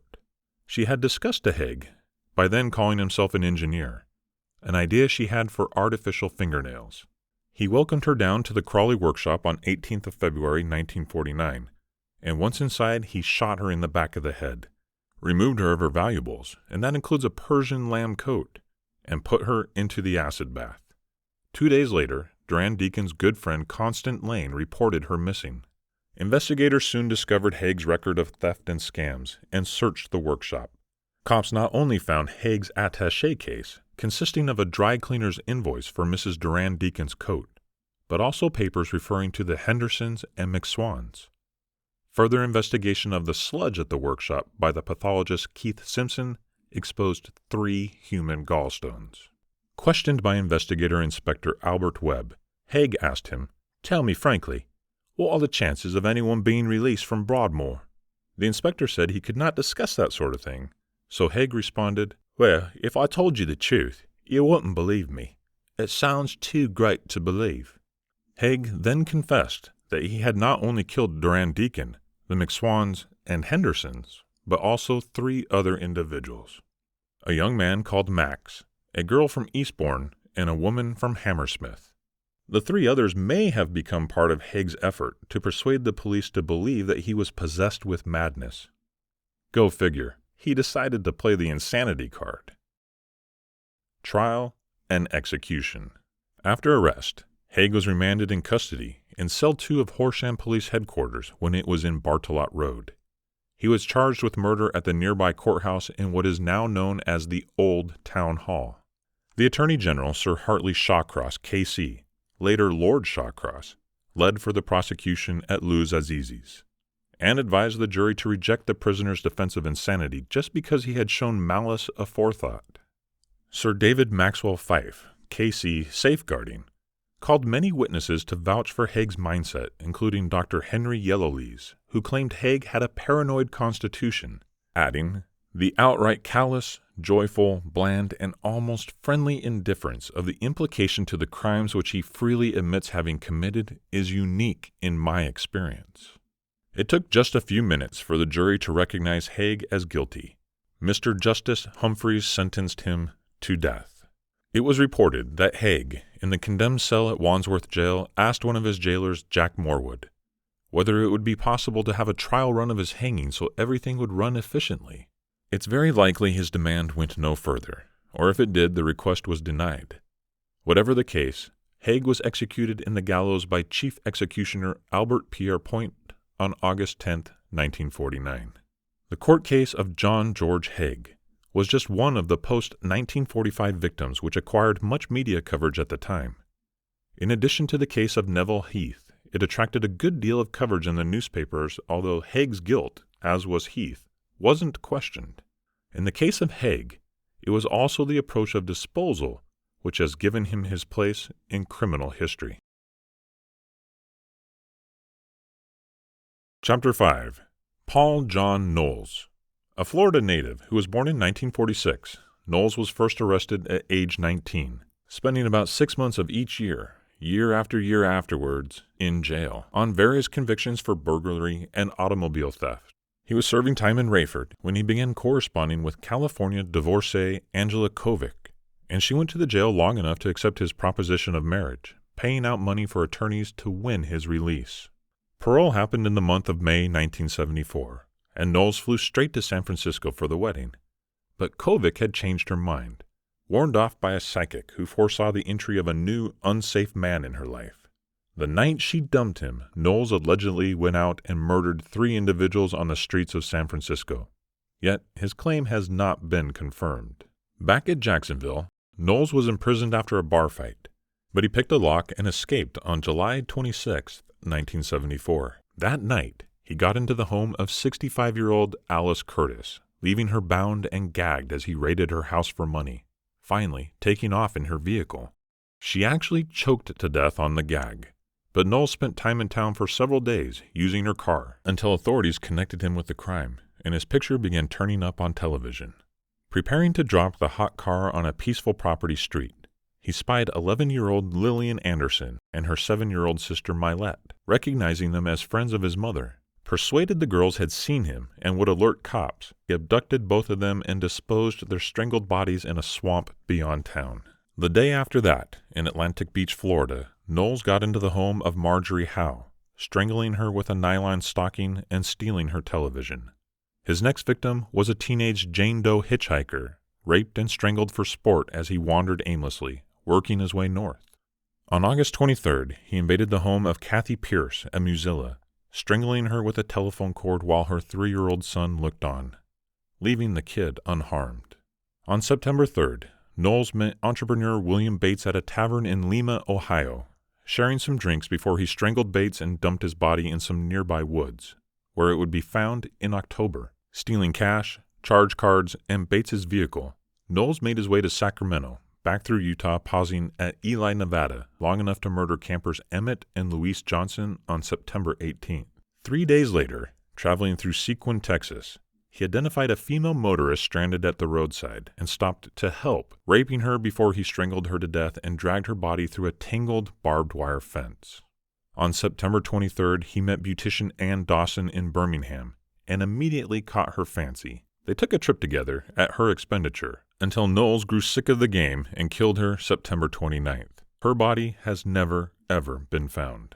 Knowles drifted on through Oklahoma, Missouri, Iowa, and Minnesota, apparently keeping his nose clean, leaving no bodies behind.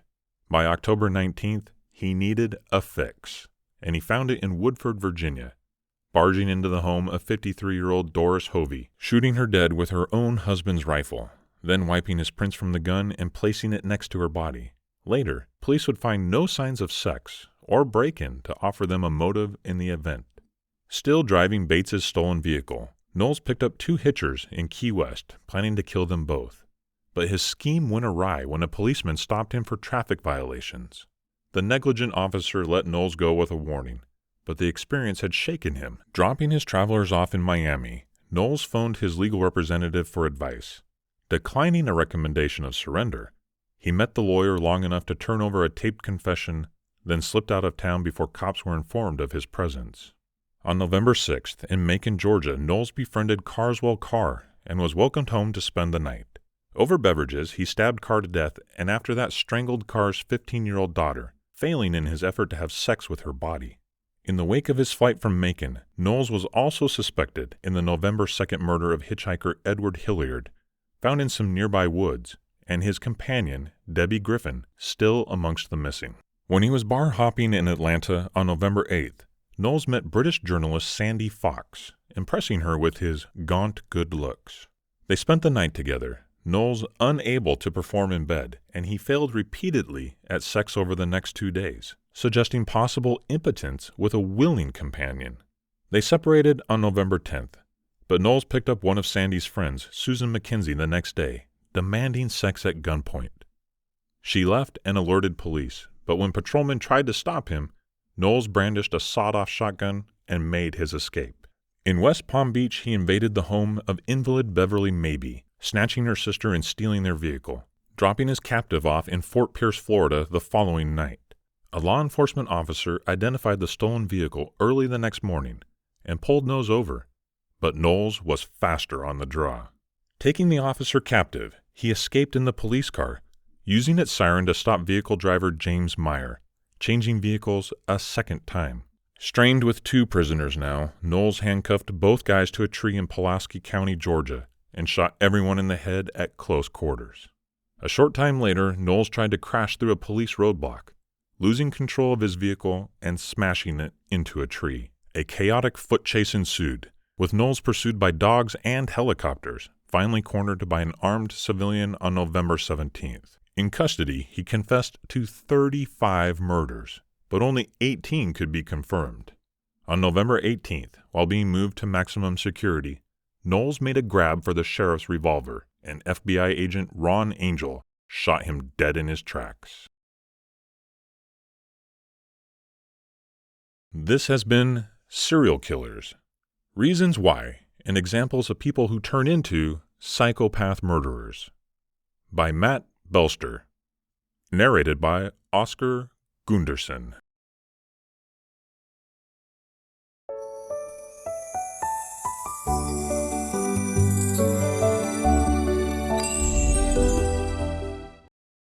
Serial Killers. How Ted Bundy, Jack the Ripper, and other murderers became so infamous. Written by Matt Belster. Narrated by Oscar Gunderson.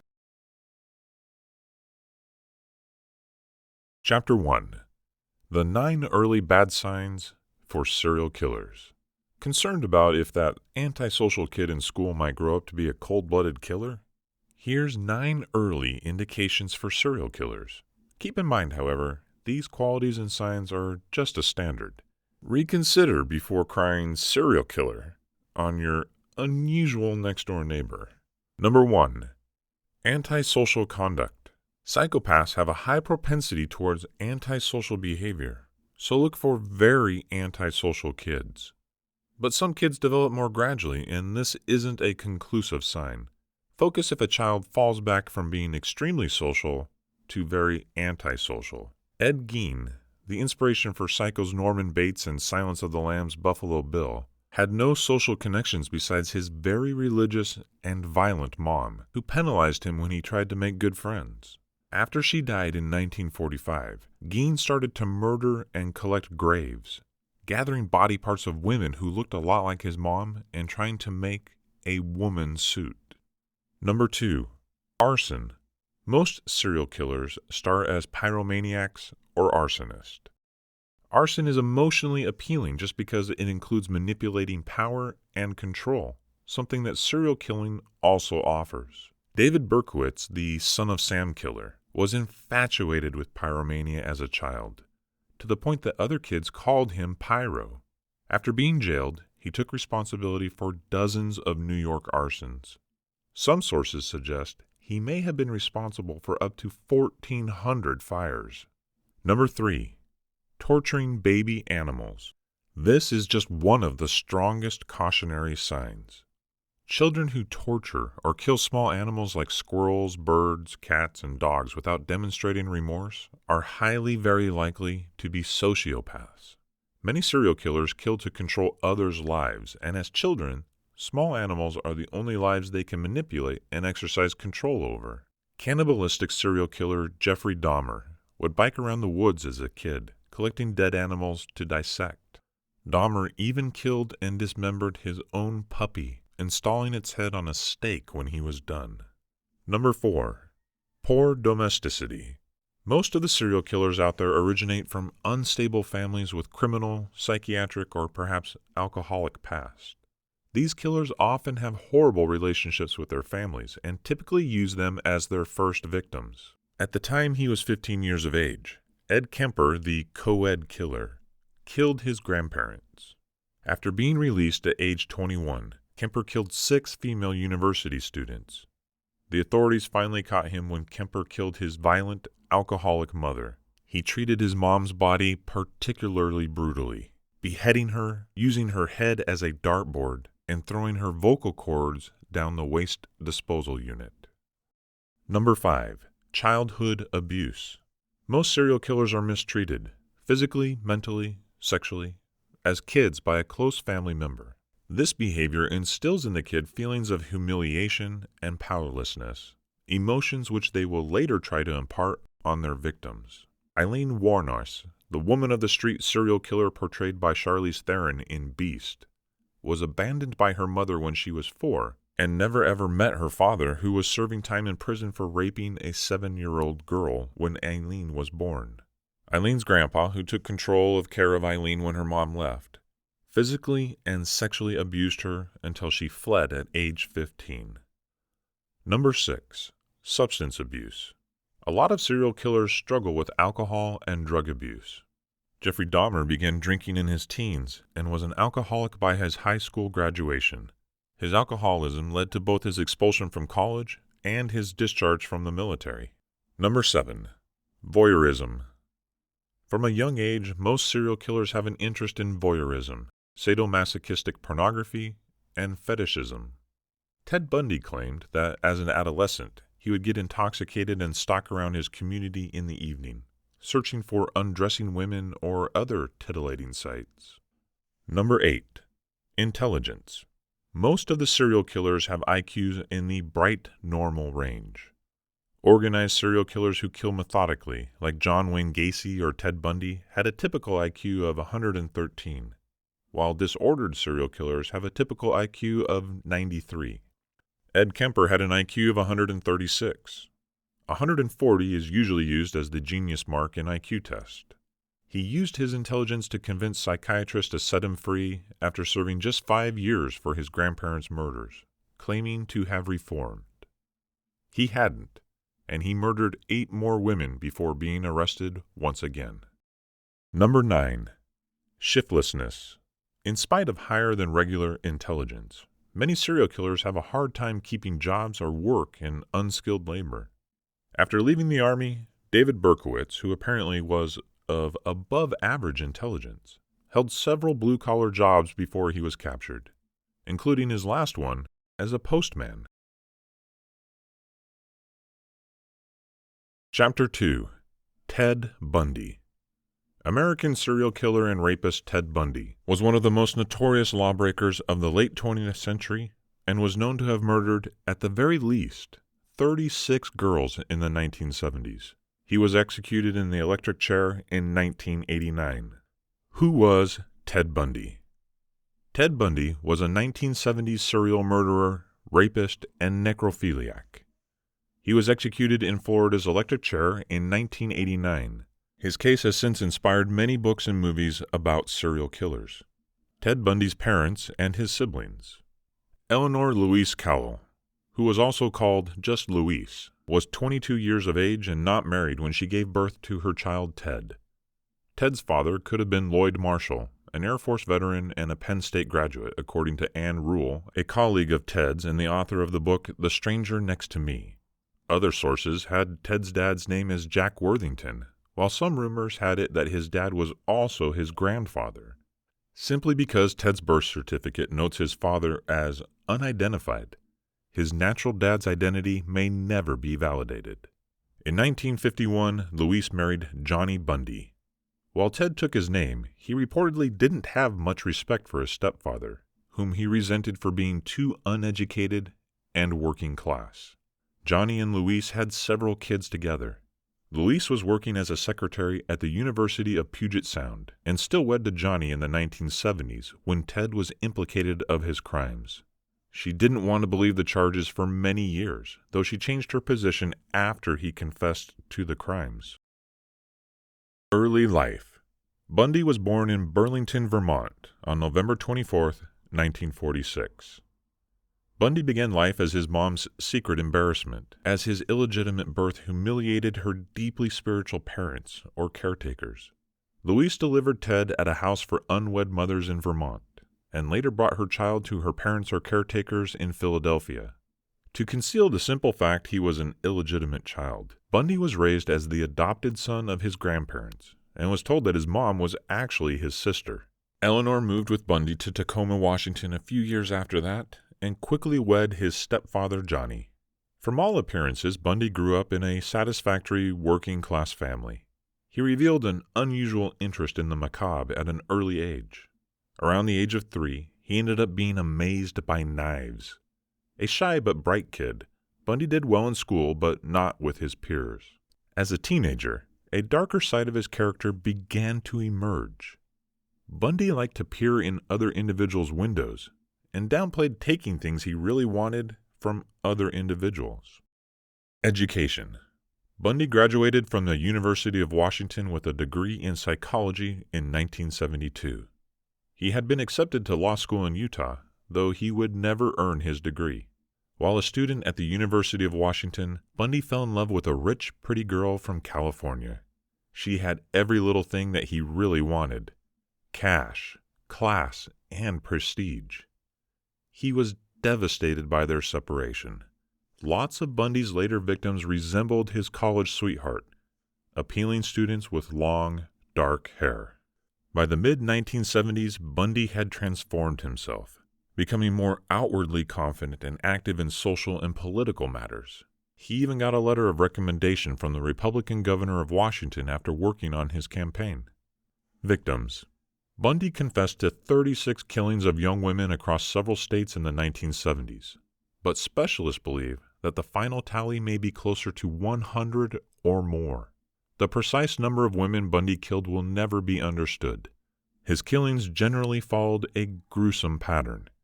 He often raped his victims before beating them to death.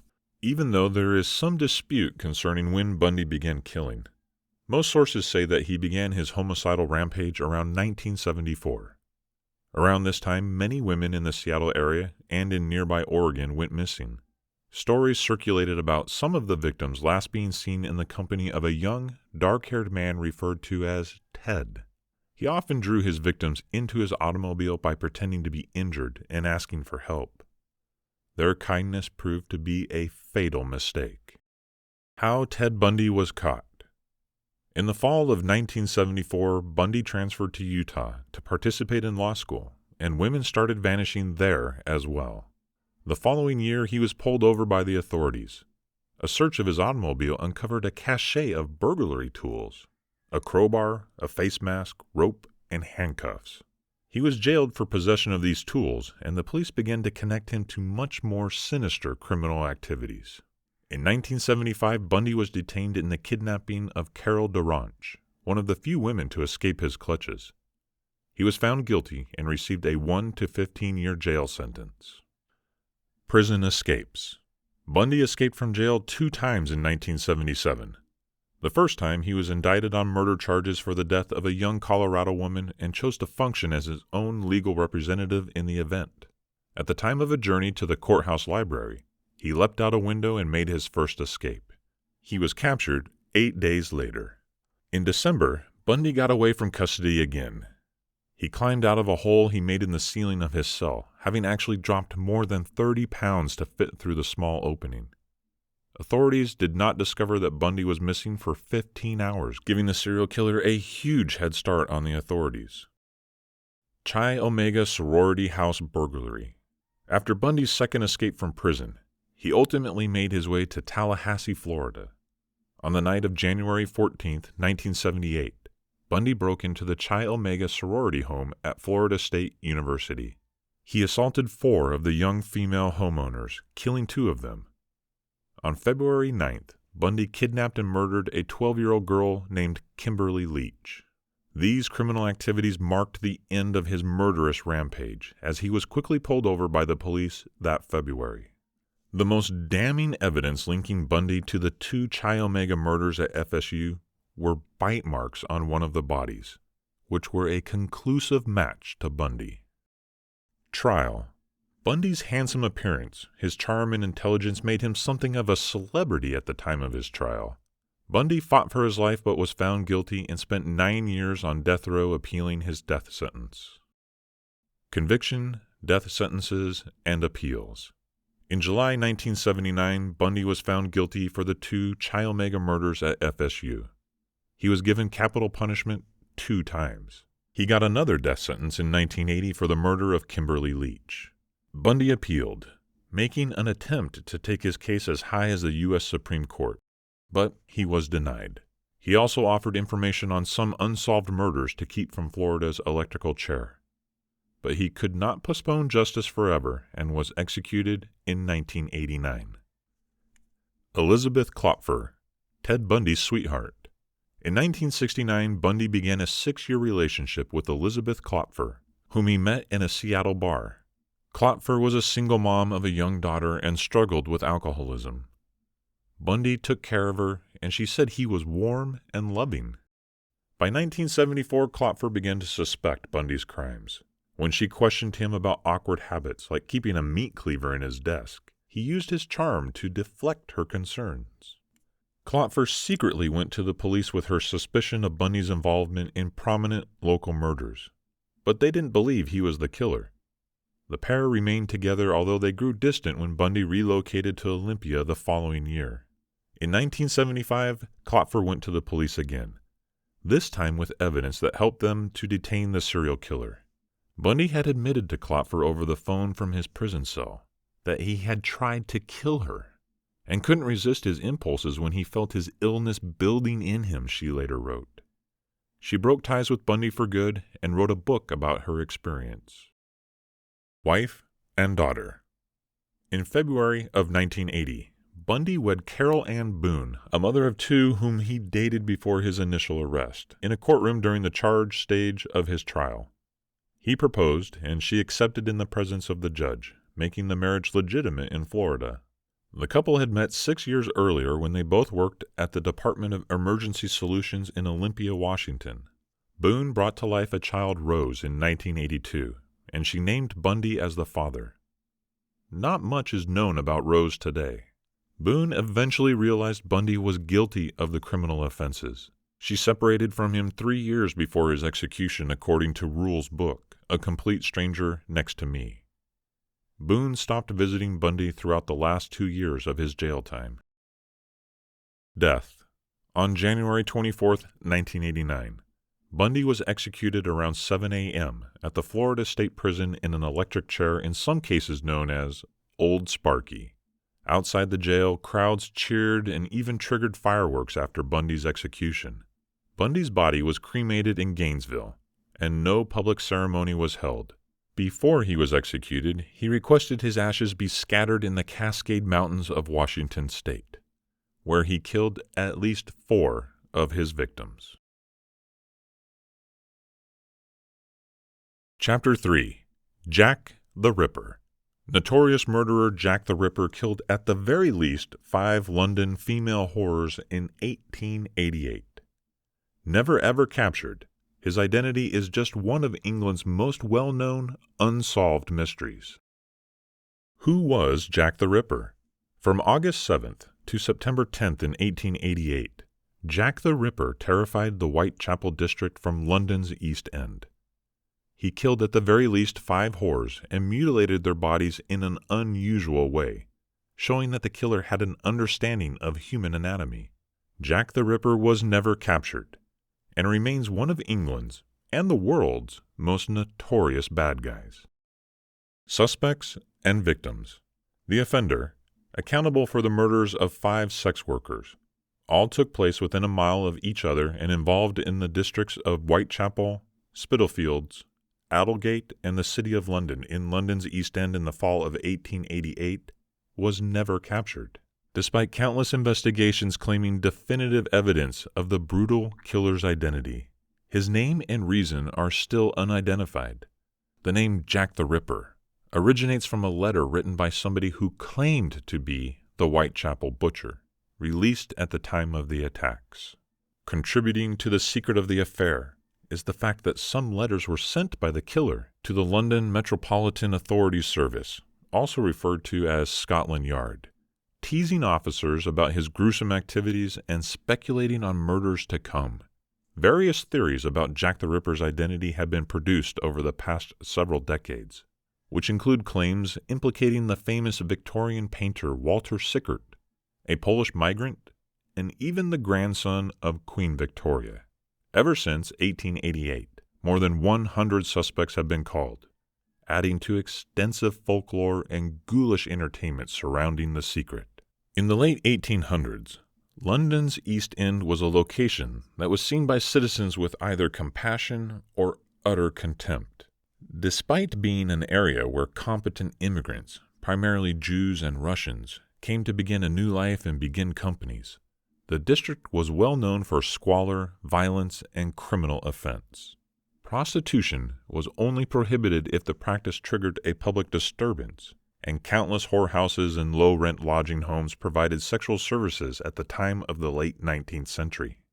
At that time, the death or murder of a working girl was hardly ever reported in journalism or talked about within polite society. The reality was that women of the night were subject to physical attacks, which sometimes resulted in death. Among these typical violent criminal activities was the attack of English hooker Emma Smith, who was beaten and raped with an object by 4 guys. Smith, who later passed away of peritonitis, is recalled as one of the many unfortunate female victims who were killed by gangs demanding protection money. Nevertheless, the series of killings that started in August 1888 stood apart from other violent criminal activity of the time. They were marked by vicious butchery, suggesting a mind more sociopathic and hateful than most residents could comprehend. Jack the Ripper didn't just dispatch life with a knife. He mutilated and embarrassed women, and his criminal offenses seemed to depict an abhorrence for the entire female gender. When Jack the Ripper's murders suddenly ceased in the fall of 1888, London residents wanted answers that wouldn't come, even more than a century later.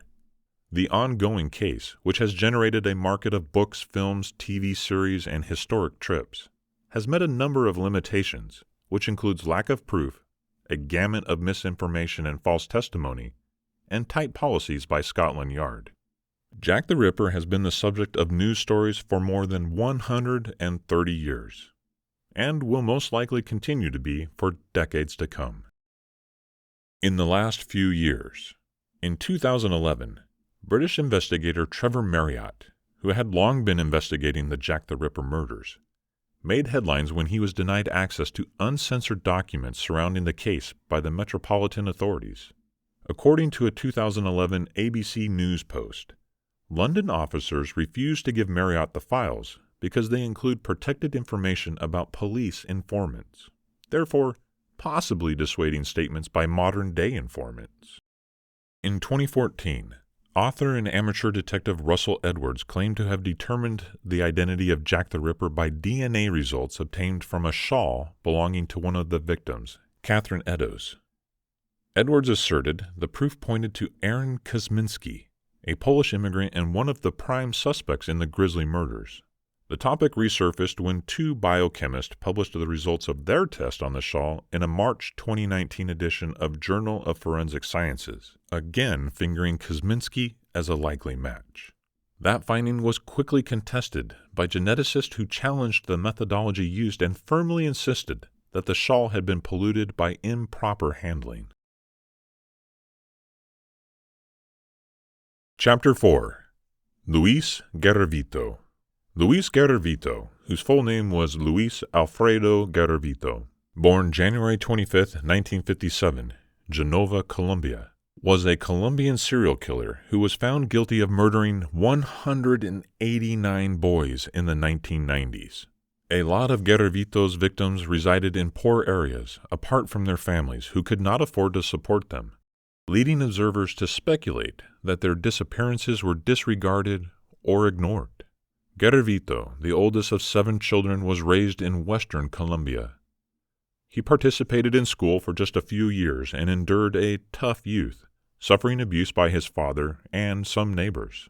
Throughout his killing spree in the 1990s, many Colombian boys, most between the ages of 8 and 16, were reported missing or discovered to be dead, their bodies extremely mutilated and bearing signs of sexual assault. In 1997, the discovery of a graveyard consisting of the bodies of 36 boys near the city of Pereira prompted a nationwide manhunt. In 1999, Garavito, then a drifter with a long history of alcohol problems and psychiatric disease, was detained on suspicion of sexually assaulting a young boy. He ultimately confessed to murdering 140 boys and was ultimately given an 835-year prison sentence for the murder of 189 people. He had gotten to his victims, lots of whom were the unattended children of street dealers, by utilizing disguises, most often impersonating a monk or a priest. One of his many nicknames in the Colombian media was El Cura. He drew the boys with promises of money or a drink. Garavito traveled commonly throughout his killing spree, committing murders in at the very least 11 of Colombia's 32 districts. He also was suspected of murders in Ecuador. Chapter 5. Ahmad Suradji. Ahmad Suradji was a serial killer in Indonesia. Suradji, a cattle breeder born on the 10th of January 1949, was executed July 10, 2008. He was also referred to as Nasib Kelawang, or by his alias, Datuk. He confessed to killing 42 women and or girls over a period of 11 years.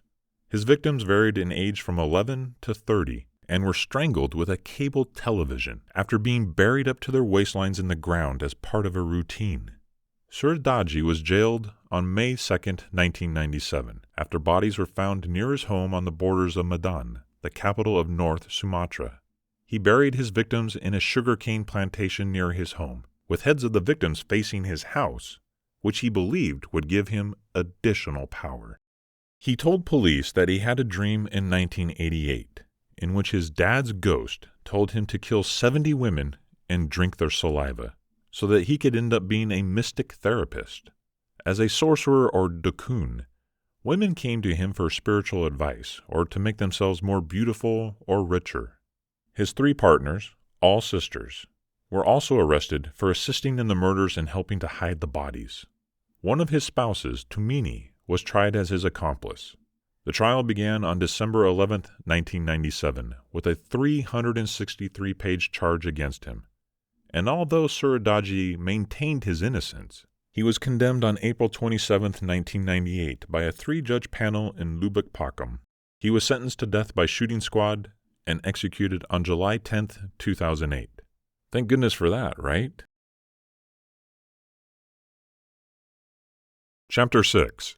Charles Colin. Charles Colin, born February 22, 1960, is a former nurse and the most prolific serial killer in New Jersey history. Colin told authorities in December 2003 that he had killed as many as 45 patients throughout the 16 years he worked at 10 healthcare facilities in New Jersey and Pennsylvania.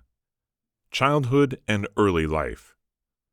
Charles Colin was born in West Orange, New Jersey, the youngest of 8 kids in a deeply spiritual Catholic family. His dad was a bus chauffeur, and his mother stayed at home to raise her kids. Colin's father died when Colin was an infant. 2 of his brothers and sisters also died in adulthood, His dad, Mean Colon, raped him as a child. Colon described his childhood as miserable. He first attempted suicide at the age of 9 by drinking substances taken from a chemistry set. This would be the first of 20 such suicide efforts throughout his life. Sometime after that, working as a nurse, Colon daydreamed about stealing drugs from the medical facility where he worked and using them to commit suicide. In one attempt, he took a pair of scissors and jabbed them through his head. He was rushed to the medical facility to have significant surgery done. When Colon was 17 years of age, Colon's mom died in a car accident. His sister was at the wheel.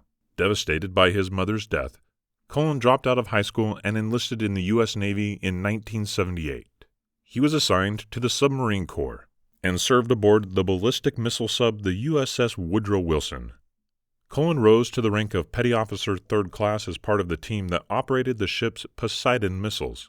And yes, at this time, Colon already showed particular symptoms of mental unpredictability. He once served a shift in a green surgical dress, surgical mask, and latex gloves stolen from the ship's medical cabinet. He was moved to the supply ship USS Canopus. Colon tried to kill himself several times over the next few years. His last effort resulted in his discharge from the Navy in March of 1984. After leaving the Navy, Colon attended Mountainside School of Nursing and got a job at St. Barnabas Medical Center in Livingston, New Jersey in 1987. That exact same year, he wed Adrienne Taub. The couple had 2 daughters. Murders. Colon committed his very first murder on June 11, 1988. Judge John W. Yango Sr. had been admitted to St. Barnabas Medical Center struggling with an allergic reaction to a blood-thinning drug. Colon administered a lethal overdose of medication intravenously. Colon confessed to killing 11 patients at St. Barnabas, and that includes a patient who passed away after being given an overdose of insulin. Colon quit his job at St. Barnabas in January 1992, when hospital authorities started examining who might have tampered with bags of intravenous fluid. Colon took a job at Warren Medical Facility in Phillipsburg, New Jersey, in February of 1992. He murdered 3 elderly women at the hospital by giving them overdoses of the heart medication dioxin. His last victim said that a tricky male nurse had drugged her as she slept, but family members and other healthcare workers dismissed her remarks. In January of 1993, Adrienne Colon filed for divorce. She later submitted 2 domestic violence complaints against him. The divorce papers and domestic violence grievances illustrated Colon as an alcoholic, somebody who abused animals by placing them in bowling bags and wastebaskets, put lighter fluid into other individuals' beverages, and made prank calls to funeral homes. Colon had shared custody of his daughters and moved into a basement apartment or condo on Schaefer Drive in Phillipsburg. Colon claims that he wanted to stop nursing in 1993, but court-ordered child support payments forced him to keep working.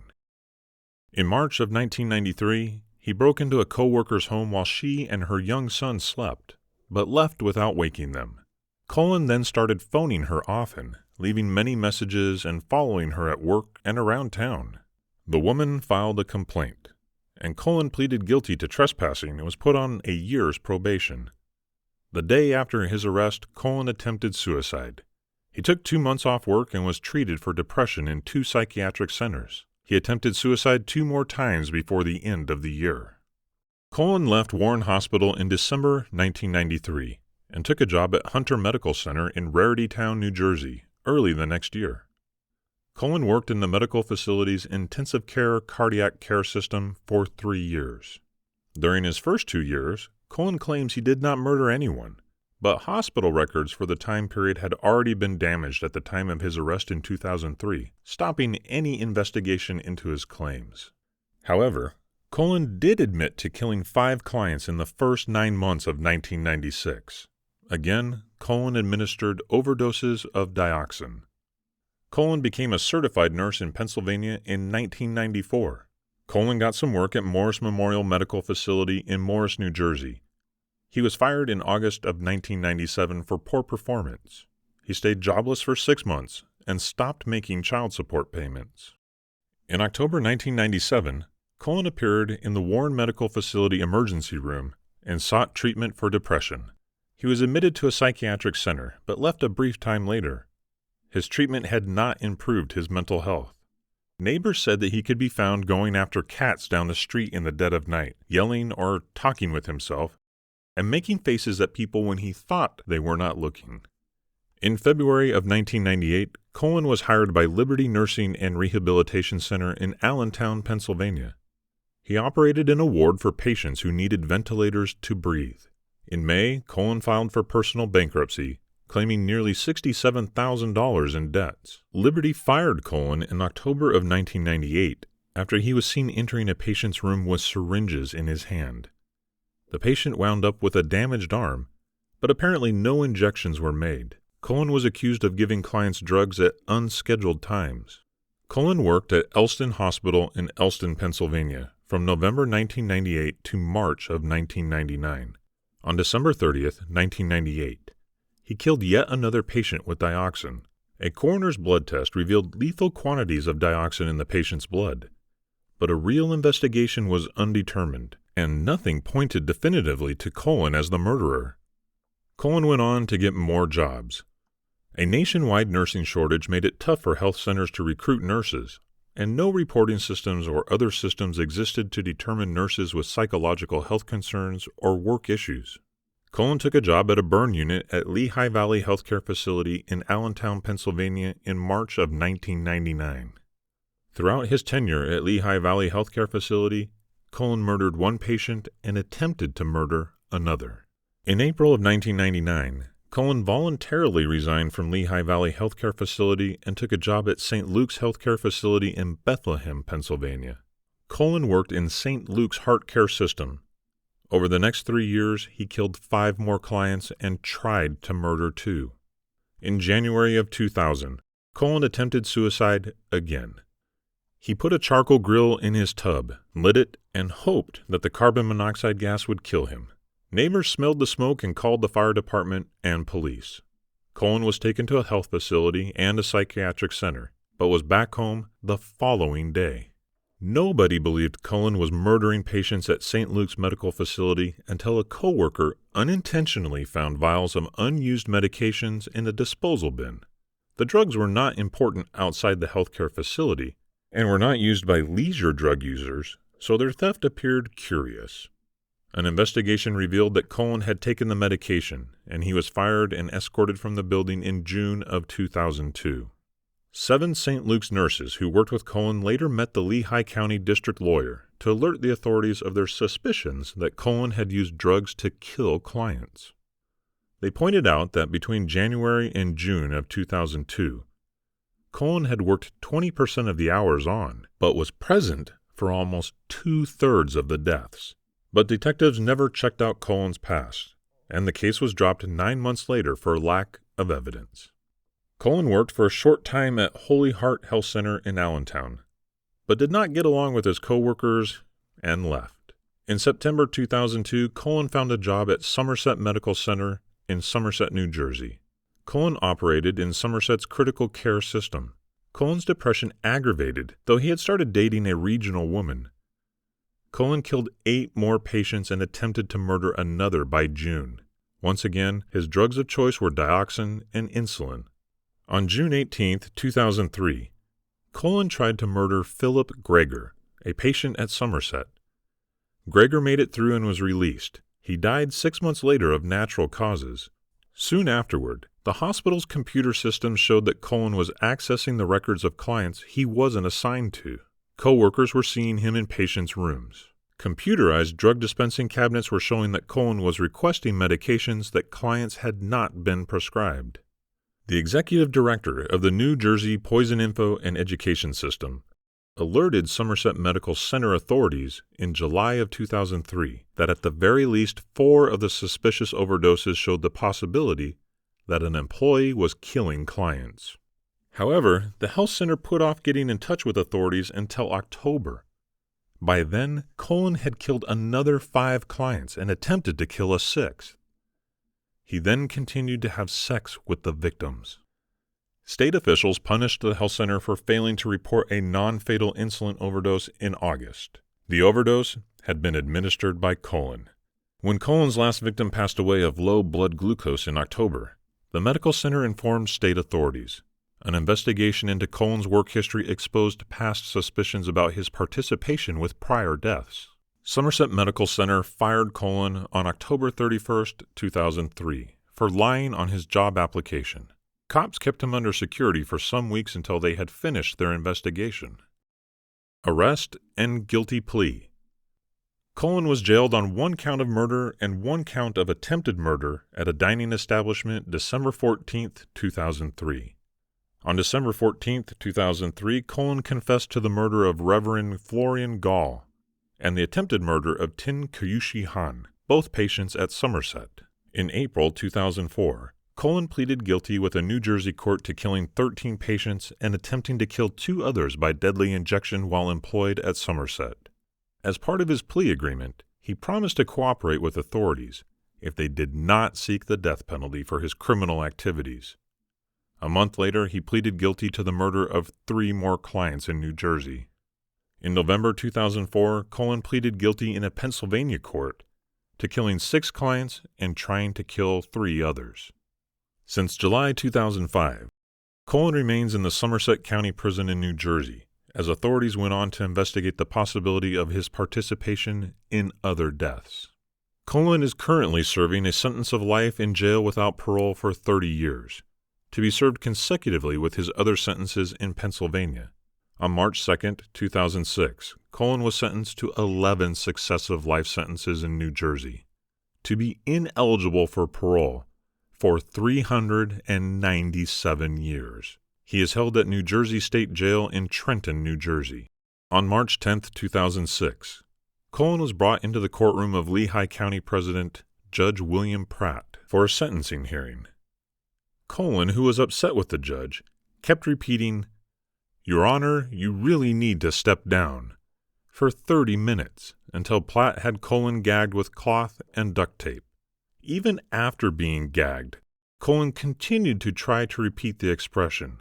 In this hearing, Pratt gave him an extra 6 life sentences, in addition to other sentences pronounced on the exact same day in another county. Colin currently faces 18 life sentences. Motive. Colin said he administered overdoses to patients to spare them from being coded, entering into cardiac or respiratory arrest and being listed as a Code Blue emergency. Colin has told detectives that he could not bear to witness or find out about attempts at saving a victim's life. Colin also claims that he gave clients overdoses so that he could end their suffering and prevent hospital workers from dehumanizing them. Detectives say that he is, and might have triggered patients themselves to suffer, but he appears not to realize that this opposes his claims of wanting to save clients from more pain and suffering. Similarly, Colin has told detectives that although he usually thought of killing his victims over some days as he witnessed their suffering, the choice to commit murder was performed on impulse. He told detectives in December 2003 that he lived most of his life in a fog, and that he had blacked out the memory of killing most of his victims. He said he could not recall how many of them there were and why he had chosen them. In many cases, Colin had adamantly denied committing murders at a given facility, but after evaluating health records, he later has admitted that he was involved in patient deaths there. Legal effect. Colin was mostly able to move from facility to facility undetected, experts say, simply because of lacking reporting requirements and inadequate legal protection for employers. New Jersey and Pennsylvania, like most states, needed healthcare centers to report suspicious deaths only in the most egregious cases, and fees for failing to report events were small. Most states didn't give detectives the legal authority to discover where an employer had formerly been employed. Companies feared to examine events or give a bad employment referral, for fear that such actions may activate a suit. Triggered by the Colin case, Pennsylvania, New Jersey, and 35 other states adopted new laws which motivate employers to give honest appraisals of workers' job efficiency and which give employers protection when they provide a sincere employee appraisal. Many of the laws passed in 2004 and 2005 reinforced disclosure requirements for healthcare facilities, strengthened legal protections for healthcare centers that report improper patient care, and require licensed healthcare professionals to undergo criminal background checks and be fingerprinted at their own cost. Chapter 7. William Bonin. Between December 1972 and June of 1980, authorities in 7 Southern California counties recorded the violent deaths of at least 44 men and boys, associating their murders to an unknown highway killer. Of 11 victims slaughtered prior to 1976, most were known or suspected homosexuals, their deaths providing credence to the idea that the murderer himself was gay. While strangulation was the preferred mode of death, some victims had been stabbed with knives or ice picks, and their bodies bore the earmarks of heartless torture. Murder detectives noted different hands at work in several of the murders, but they finally agreed that 21 were likely connected. 16 others would be solved in 1983 with the arrest of scorecard killer Randy Kraft. The first certain victim was 14-year-old Thomas Lundgren, abducted from Reseda on May 28, 1979, and disposed of the same exact day near Malibu. Mark Shelton, 17, was next. Reported missing from Westminster on August 4th, his body recovered a week later at Cajon Pass. The day after Shelton's disappearance, 17-year-old Marcus Grabs was kidnapped in Newport Beach. His broken dead body found at Agora on August 6th. Donald Hayden, 15, was also found in Agora on August 27th, the same day he disappeared from Hollywood. On September 7th, 17-year-old David Murillo vanished from La Mirada, his body found in Ventura 5 days later. The remains of Robert Wirestick were found off Interstate 10 between Banning and Palm Springs on September 27th, but 11 months would pass before he was recognized. Another John Doe was discovered in Kern County on November 30th, with 18-year-old Frank Fox murdered in Long Beach 2 days later. The killer's last victim for 1979 was another unidentified male, aged 15 to 20, his broken body found on December 13th. The new year started badly in Southern California, with 16-year-old Michael McDonald kidnapped from Ontario on January 1, 1980, found dead 2 days later in San Bernardino County. Charles Miranda, 14, vanished from Los Angeles on February 3rd. His body discarded in Hollywood later that day. On February 5th, 12-year-old James McCabe was kidnapped in Huntington Beach. His body recovered 3 days later in Garden Grove. Ronald Gatlin, 18, vanished from Van Nuys on March 14th, found dead the next day in Duarte. 15-year-old Russell Pugh was reported missing from Huntington Beach March 21st. His body found the next day at the Lower San Juan camping area, along with the body of 14-year-old victim Glenn Barker. 3 days later, cops found 15-year-old Harry Turner slain in Los Angeles proper. The killer claimed 2 victims on April 10, 1980, abducting 16-year-old Stephen Wood from Bellflower, returning to take 18-year-old Lawrence Sharp from Long Beach hours later. Wood's body was found April 11th at Long Beach, but Sharp remained missing until May 18th, when his remains were discovered in Westminster. Meanwhile, on April 29th, 19-year-old Darren Kendrick was reported missing in Stanton. His body recovered from Carson on May 10th with traces of chloral hydrate or knockout drops in his system. On May 19th, 14-year-old Sean King disappeared without a trace in Southgate. He remains amongst the missing. 18-year-old Stephen Wells, the last to die, was kidnapped in Los Angeles on June 2nd. His body discovered the next day in Huntington Beach. Authorities got their break on June 10th, when 18-year-old William Ray Pugh admitted inside knowledge of the murder series. Pugh identified the killer as William George Bonin, a 32-year-old Vietnam veteran and truck driver residing in Downey. A look at the record revealed Bonin's 1969 conviction in Torrance on counts of kidnapping, sodomy, kid molestation, and forcible oral copulation. The charges came from 4 separate attacks between November 1968 and January of 1969, with Bonin diagnosed as a psychologically disordered sex offender committed to Atascadero State Health Center. He was released in May of 1974 on the recommendation of psychiatrists who found him no longer hazardous. 2 years later, he was back in prison, convicted of kidnapping and raping a 14-year-old boy. Bonin had been paroled in October of 1978, 7 months before the death of Thomas Lundgren. Officers established round-the-clock surveillance on Bonin, striking pay dirt after 24 hours. On the night of June 11, 1980, their suspect was apprehended while sodomizing a young man in his van, detained on suspicion of murder and various sex charges. Kept in lieu of $250,000 bond, Bonin was still in prison when police picked up 22-year-old Vernon Butts on July 25th, charging him as an accomplice in 6 of the freeway murders. Between July 26th and 29th, Bonin was officially charged with 14 counts of murder, 11 counts of robbery, plus 1 count each of sodomy and mayhem. Butts, dealing with 6 counts of murder and 3 counts of breaking and entering, rapidly started singing to the authorities, naming more supposed accomplices in the murder ring. James Michael Monroe, 19, was detained in Michigan on July 31st, returned to California for trial on charges of killing Stephen Wells. 3 weeks later, on August 22nd, 19-year-old Gregory M. Miley was detained in Texas, waiving extradition on charges of murdering Charles Miranda and James McCabe, plus 2 counts of robbery and 1 count of sodomy. Orange County raised the ante on October 29, 1980, charging Vernon Butts with the murders of Mark Shelton, Robert Wirestick, and Darren Kendrick, plus 17 other felony counts consisting of conspiracy, kidnapping, robbery, sodomy, oral copulation, and sex perversion.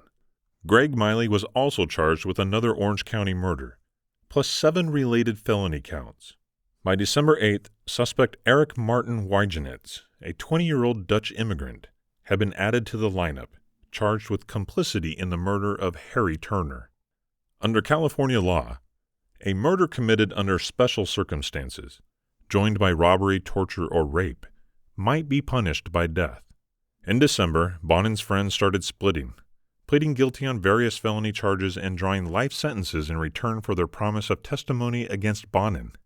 They defined details of the abuse suffered by assorted highway victims and the glee with which Bonin caused pain. As one mentioned, Bill said he loved those sounds of screams. On January 11th, after telling cops of Bonin's hypnotic control, Vernon Butts hanged himself in his cell, finally successful in the 5th suicide effort since his arrest. With the new statement in hand, Orange County arraigned Bonin on 8 more counts of murder, with 25 related counts of breaking and entering and sexual assault. William Bonin's trial on 12 counts of murder opened November 4, 1981, in Los Angeles. Greg Miley and James Monroe affirmed for the prosecution, defining how Bonin, following his arrest, had prompted them to begin walking around, getting anyone off the street and killing them, in a bid to convince authorities that the highway killer was still at large. A television reporter divulged contents of a jailhouse interview, in which Bonin admitted involvement in 21 murders. "I could not stop killing," the trucker had said. "It got easier with each one we did." On January 5, 1982, after 8 days of deliberation, jurors convicted Bonin on 10 counts of murder and 10 of burglary. He was acquitted in the deaths of Thomas Lundgren and Sean King. 2 weeks later, he was officially sentenced to death. This has been Serial Killers: How Ted Bundy, Jack the Ripper, and other murderers became so infamous. Written by Matt Belster. Narrated by Oscar Gunderson.